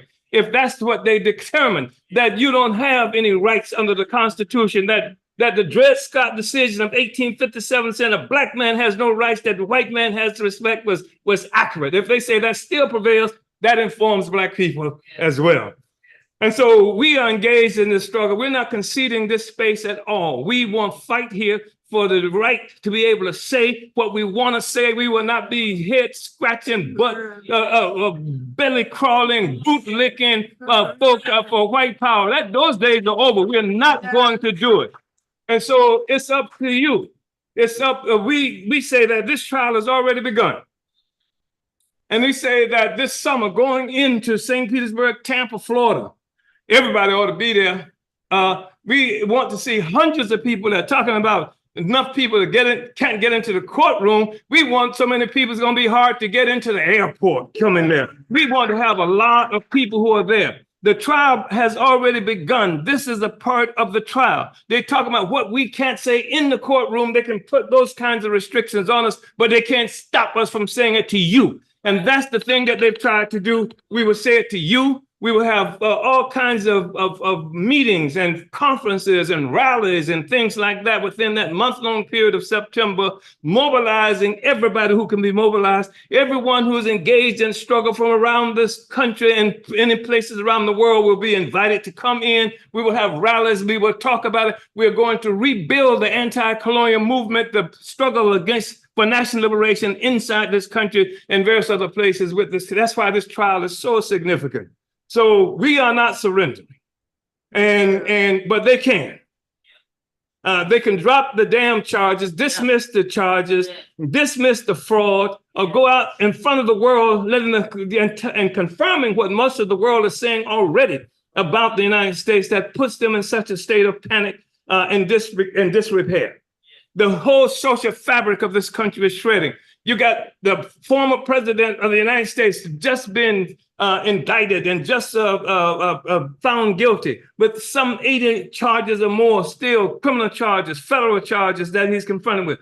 You got the son of the president that's been indicted. And if you go, you can Google this, I think, and see the son of the president sitting in the bathtub smoking crack cocaine. The same crack cocaine that they move on our communities and they organize for us. They created crack cocaine, a special drug for black people. And then here's the president's son sitting in the bathtub. And they found this on the computer. And just about that computer, I just wanted to say this and get out of your way, because you had all these experts from the CIA who claimed that the computer there was nothing on the computer, it didn't exist, and that this too was a Russian plot to bring disrepute to the president and to the United States government. No, they did it. And you can see him smoking. You will never see a video of me smoking crack. We did not do that. We did not, they weren't looking for that, because they were not going to find that. Yet they came with armored vehicles. They came with armored vehicles to attack our homes as though they were going to run into a gun battle. They knew better than that, but they wanted to terrorize us and terrorize our community and terrorize you. They wanted to terrorize any black person that was out there, any African, any Mexican, any indigenous people, Leonard Peltier, the people in the Hopi and the Navajo people on Big Mountain and what have you. Can't criticize the United States. If you criticize the United States, if you talk about colonialism, this is what will happen to you. Well, I'm hoping that what will happen as a consequence of this trial and this fight back is the people that I just mentioned who they wanted to terrorize will have an example of resistance that's coming from us, coming from the Uhuru movement, the Uhuru Fight Back Coalition. Hands off Uhuru, hands off Africa, free Palestine from the river to the sea, free the indigenous people from sea to shining sea, free Leonard Peltier now. Or hands off Uhuru, hands off Africa. Uhuru. Uhuru. Uhuru, Chairman. Wow. Yes, we are not going back. We are, like you said, it's going to be hard to get off the airplane, out the airport. Yes. And that's so powerful, Chairman. I really want to salute that call. And like you said, they have nothing, and they know that. And they know that with all these flimsy, attacks on the people, but this attack is one that we're going to just embarrass them throughout this whole process. And in the process, win the whole liberation struggle of all, colonized people who are in this struggle. So I just really want to appreciate that call to action, Chairman. And we want to remind people to, go to handsoffuhuru.org/trial. This is how, again, as the chairman said, we want you on the ground in St. Petersburg, Florida, in Tampa, wherever you are, if you got to get a bus. I know some of the comrades are looking at that from other areas, and this is the kind of mobilizing that we must do, in this, really important historical moment. So thank you so much, Chairman. And I see our next speaker is up, and I know Chairwoman Penny, you're also trying to come up too. Let me get your camera started. So we are moving on, and we just want to remind people to go to handsoffuhuru.org/donate. And I just want to really appreciate all the donations that are coming in. We are very close to our goal. I'm going to donate $25. I'm just going to say that, and then I'll take care of that on the back end. So make that pledge for me. If anyone wants to match my 25, you can go ahead and do that at handsoffuhuru.org/donate. And Uhuru, Chairwoman Penny, and Uhuru. All right. Just wow, Chairman, that was really a powerful presentation that we are winning and we are pushing back the state. I'm very honored to be part of this incredibly historical period and leadership of Chairman Omali Yeshitela and the African People's Socialist Party. And it is my honor to be able to bring up Comrade Jess Nosowski, who is contributing an amicus brief to the Hands Off Uhuru struggle. And we really appreciate that. And tell us a little bit about what you're going to be doing. Hi there. Good evening, everyone. Uhuru. Uhuru, Jess. Uhuru.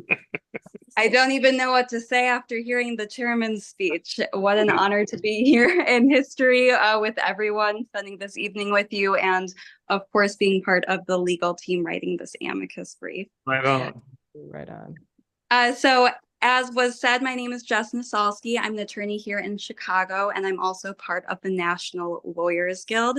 The NLG has been an organization since the 1930s, and it was created in response to the racist and generally conservative American Bar Association. So it's made up of progressive movement lawyers and law students and other organizers that seek to, among other things, use the law as an instrument to protect the people as opposed to its common purpose of repression. In Latin, amicus curiae translates to friend of the court. So usually an amicus brief is written by someone who is not a party to the case, but is offering some particular knowledge to the court in terms of historical context or unique considerations or potential ramifications of a decision. So the amicus brief here will be authored by the NLG Chicago and will focus on how this prosecution is unconstitutional against the speakers, which I am using instead of the defendants here.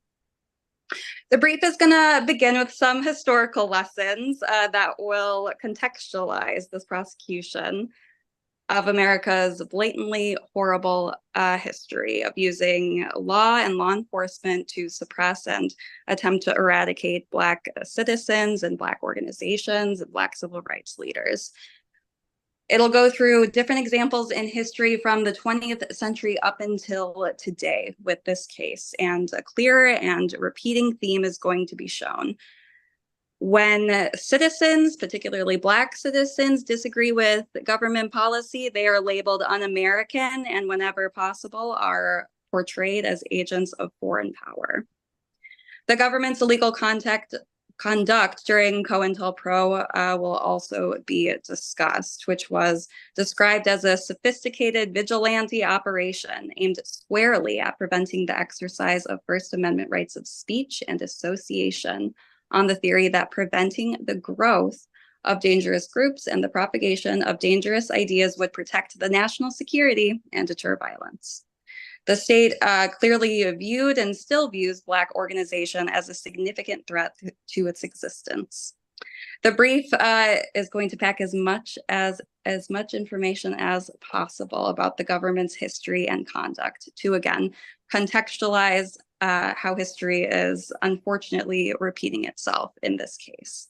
But in today's day and age, we are able to point out the truth in a different and uniquely powerful way, and specifically point out the disconnect between purported government values and the reality of government surveillance. I wanted to bring up the government's attempt to ban TikTok as a quick caveat. They're saying they want to ban it completely because they're saying it's this spying application from China, right? And it is being challenged in federal court on, among other things, First Amendment grounds. Part of that argument is you can't just say national security and that's it. That's the end of the story. The government has an extraordinarily high burden to prove when First Amendment concerns are present, and national attention is being put on that case and this case for the government to provide some evidence for their claim. And although horrific, the government certainly has a MO or modus operandi in terms of how it generally operates, and we can use that to our advantage. The rest of the brief is going to focus on the unconstitutionality of this prosecution specifically, pointing out how circular the government's arguments are and how they are equating well-protected speech with conduct. The government cobbled together this prosecution by using just different examples of protected First Amendment expression of the speakers. So this will address factually and legally the weaknesses of the government's claims. It will also, of course, focus on citing the Supreme Court jurisprudence that explicitly protects First Amendment protections. I have to just read out one example of the ironic case law that says if the First Amendment has any force, it prohibits the government from fining or jailing citizens or associations of citizens for simply engaging in political speech. The brief will also address how the government cannot articulate a distinction between the speaker's own independent thoughts, acts, organization, and activity with that of alleged Russian interference, which is going to be particularly key. I'm sure that you're aware that the vast majority of criminal cases end up settling, right? 99%. But from my research, it looks like almost half of the people prosecuted under this specific section, almost half, take their cases to trial, because that is where the government's arguments are tested in front of a jury.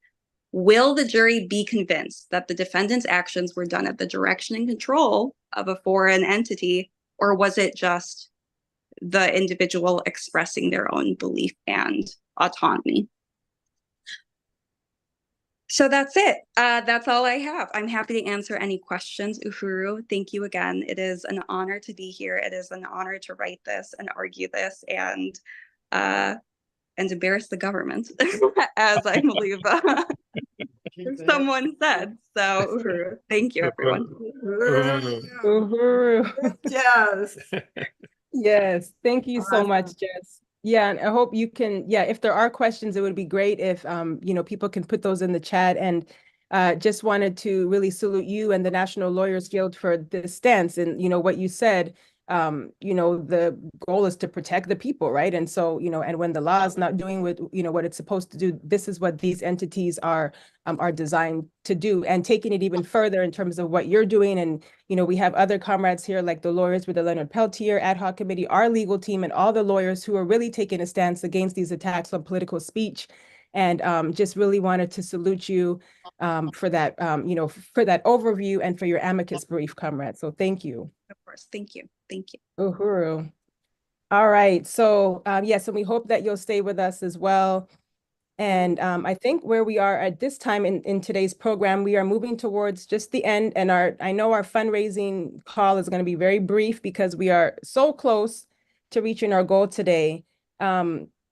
So Penny, I'm looking to you. I'm thinking what we can do is just move on to the next section, which is bringing up Comrade Jesse. Uhuru. And then we'll go into Q&A, and then we'll announcements and close. So we have a brief Q&A today, everyone. So we do see some questions that are in the chat, and we'll make sure that we get to those. And those that we can't, we'll definitely have them on in our future webinars as well. So Uhuru. Uhuru, I just really want to thank, let's see, later. Okay, I just really want to thank Attorney Jess Nasalski for that great presentation, and I'm really excited about the work that you're doing and just really appreciate you being a part of this. It is incredibly historic and powerful. And I also want to give a shout out to Leonard Goodman, who spoke in Chicago at the National Lawyers Guild Regional Conference, which is where we had the great pleasure to meet Jess, who came out to support that and participate in that.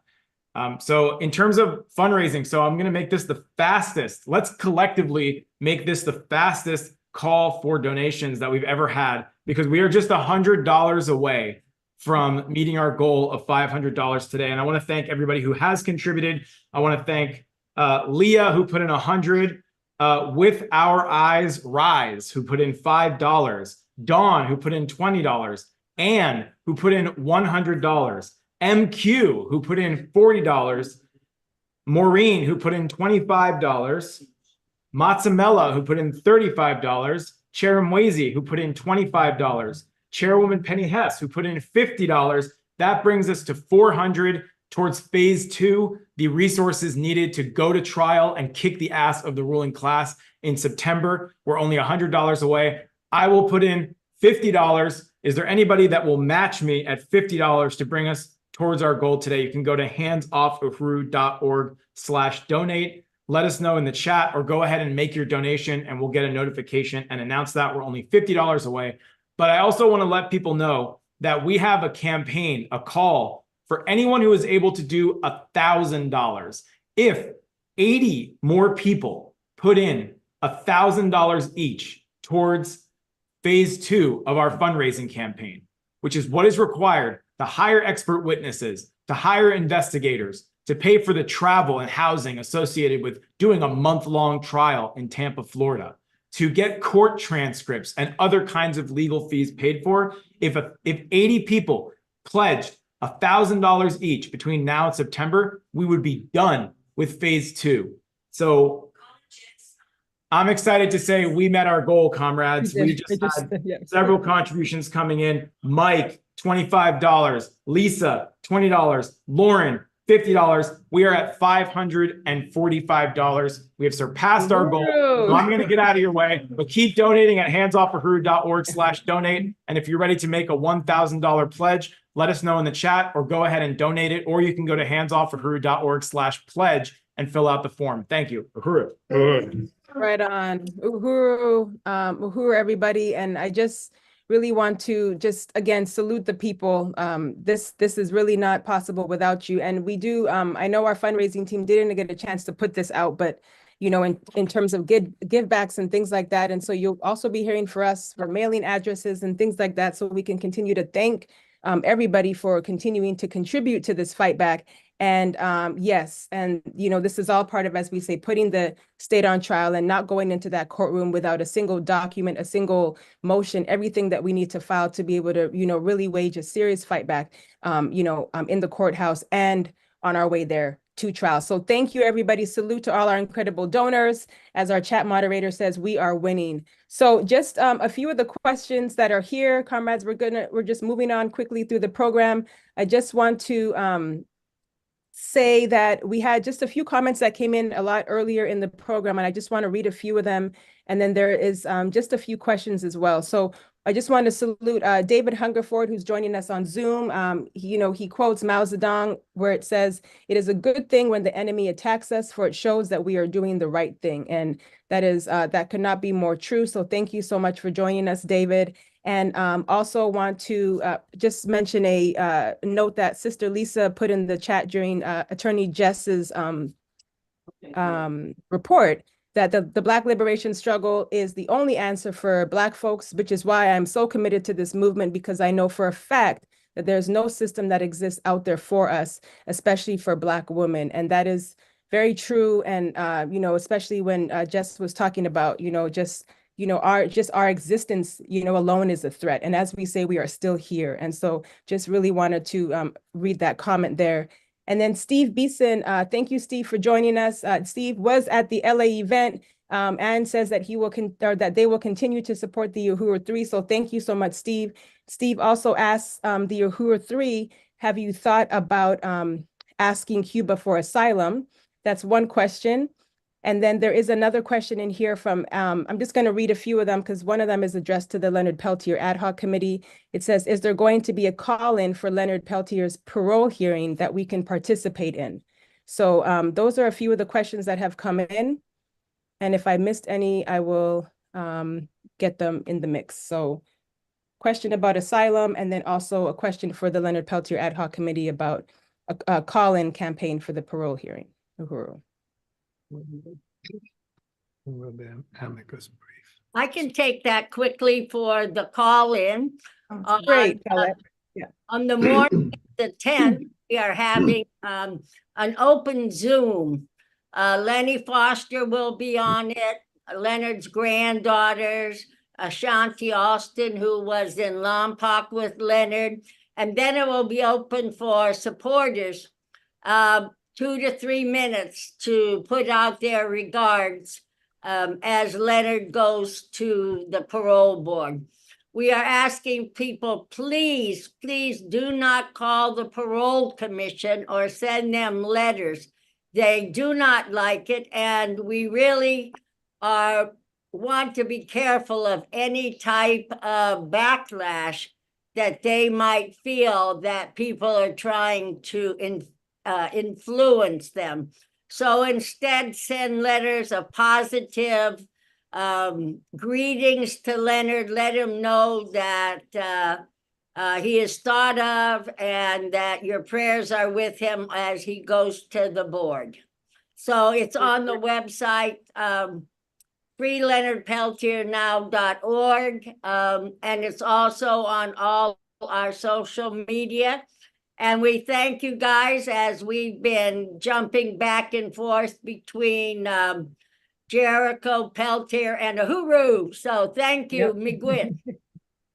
Uhuru, Paulette. Yes. Uhuru. Yes, let's make sure that we get that link in the chat again, the freeleonardpeltiernow.org. So great to have you here, comrade. I'm glad to see you, Paulette, as always. And thank you, Don, and the entire committee. So yes, free Leonard Peltier, not one more year. And Thank you, yes, Uhuru. Uhuru, Don. Uhuru, comrade. So there is a few more questions coming in. Actually, Penny, okay, I see one added here. You want to take that one? Uhuru, You're on well, the Chairman ground. Omali Yeshitela was asking Jess, and we really appreciate your presentation. When do you think the amicus brief would be submitted? Do you have a timeline, basically? So the goal is to get it submitted in about 2 weeks. That being said, though, I'm going to have some more attorneys review it at the end of this week, and then the board of the NLG has to approve it as well. But so number one, I'm sure they're going to approve it. Number two, if they have like comments or suggestions, we're going to try to add that in. But that's where we're at right now. So certainly the goal is to have it be done in approximately 2 weeks, and at the very latest, end of the month. Uhuru, Chairman. Good. Yeah, Uhuru. Uhuru, that's splendid, as Chairman would say. Uhuru, you are a hero. Yeah. Definitely not, but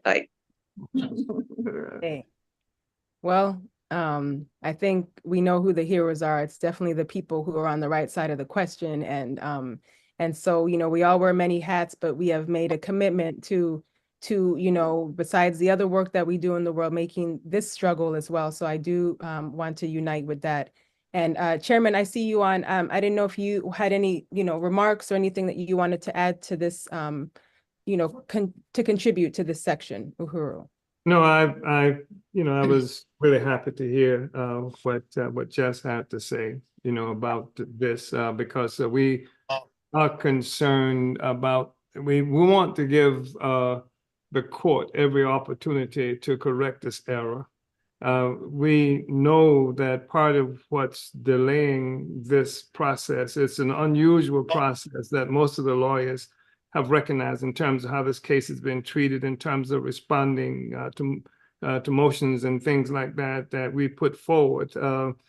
And the fact is, of course, that political trials are happening across the spectrum in this country today, and that you're talking about judges who have been appointed by politicians. You're talking about Supreme Court justices who, if we have enough money to buy a $240,000 RV, might do the right thing. Or if you have a flag that you can fly upside down or what have you. I mean, and so political trials are abounding everywhere, and the decisions that they make represents will reflect on the contest that's happening between different sectors of the ruling class. They will be held to these decisions too, and some of them are really concerned about First Amendment, because First Amendment issue is, again, something that's across the spectrum that's out there that people are dealing with. So it's not just about us. I think a ruling that they make about us will also have implications for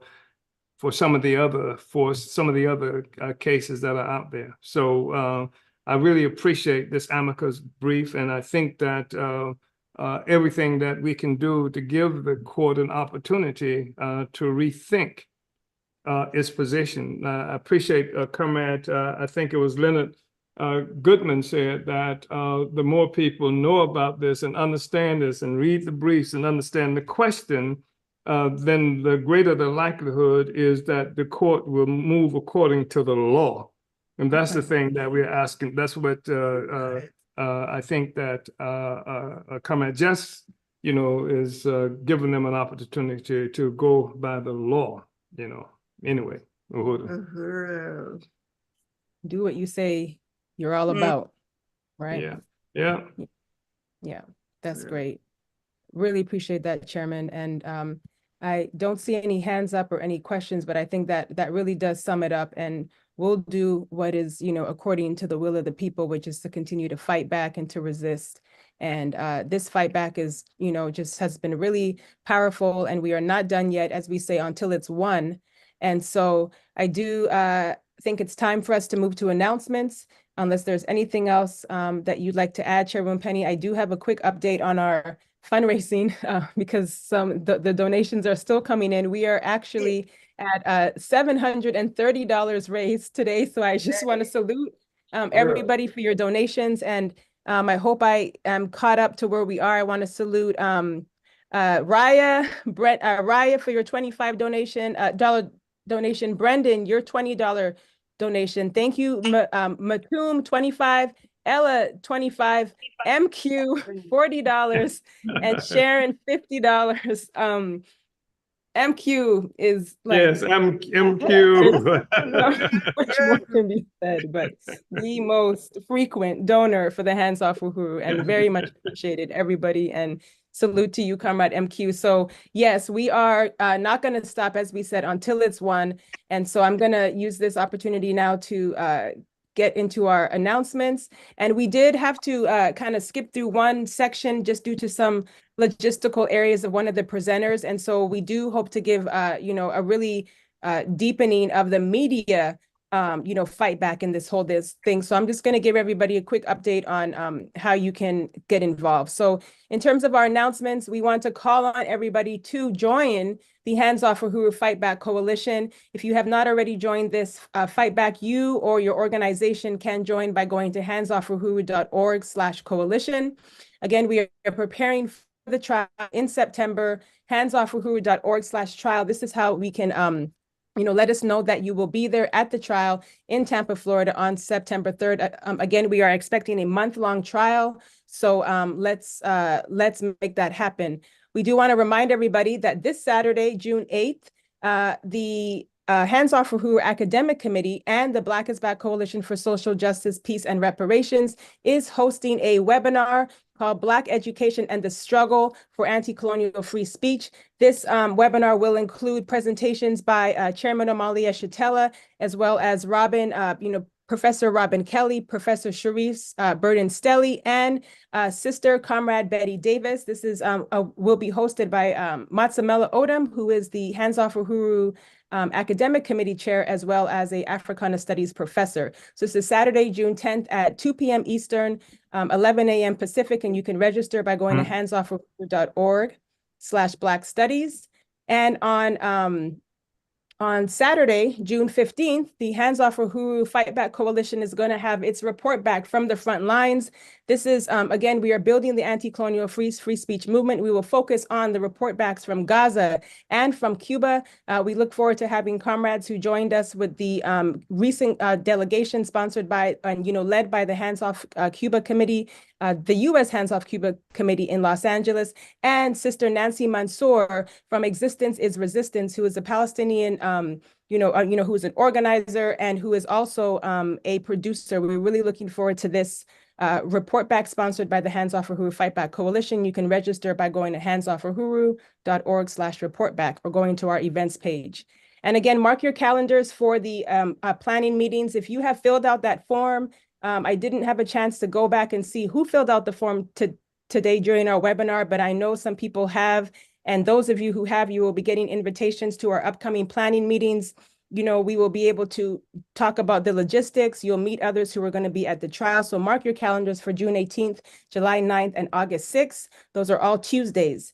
And we are calling on people to join the Uhuru 3 Trial Media Army. So this is a really powerful arm and, branch of this whole fight back. I really want to salute Comrade Akile, who is our Director of Media and Communications and who leads our info ed tech of the campaign. Many roles are needed to be filled: court reporters, writers, proofreaders, photographers, videographers, sketch artists, graphic designers, video editors, audio editors, social media activists, content creators. We're looking for Zoom operators, chat monitors, data entry, public relations and communications. And also if you speak French, Spanish, or other languages, translations as well. This is going to be a 24-hour operation online.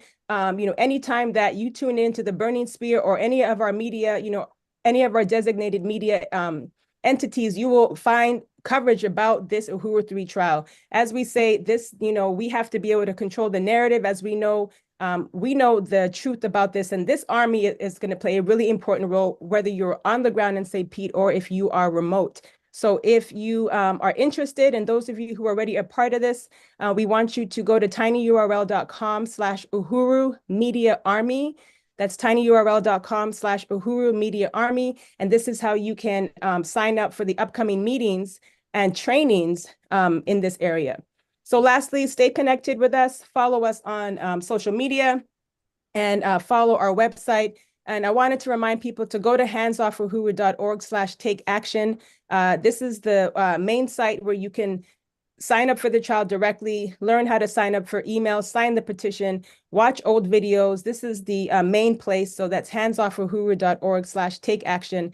And with that, I will end the announcements. And I will say, Uhuru, we are winning. Uhuru. Hands off Uhuru. Hands off Hands Africa. off Africa. Leonard Peltier. Drop the charges on the Uhuru 3. Victory to Palestine. We are winning, comrades. Uhuru. Vanguard up, relentless. Relentless. Uhuru. Uhuru. Uhuru.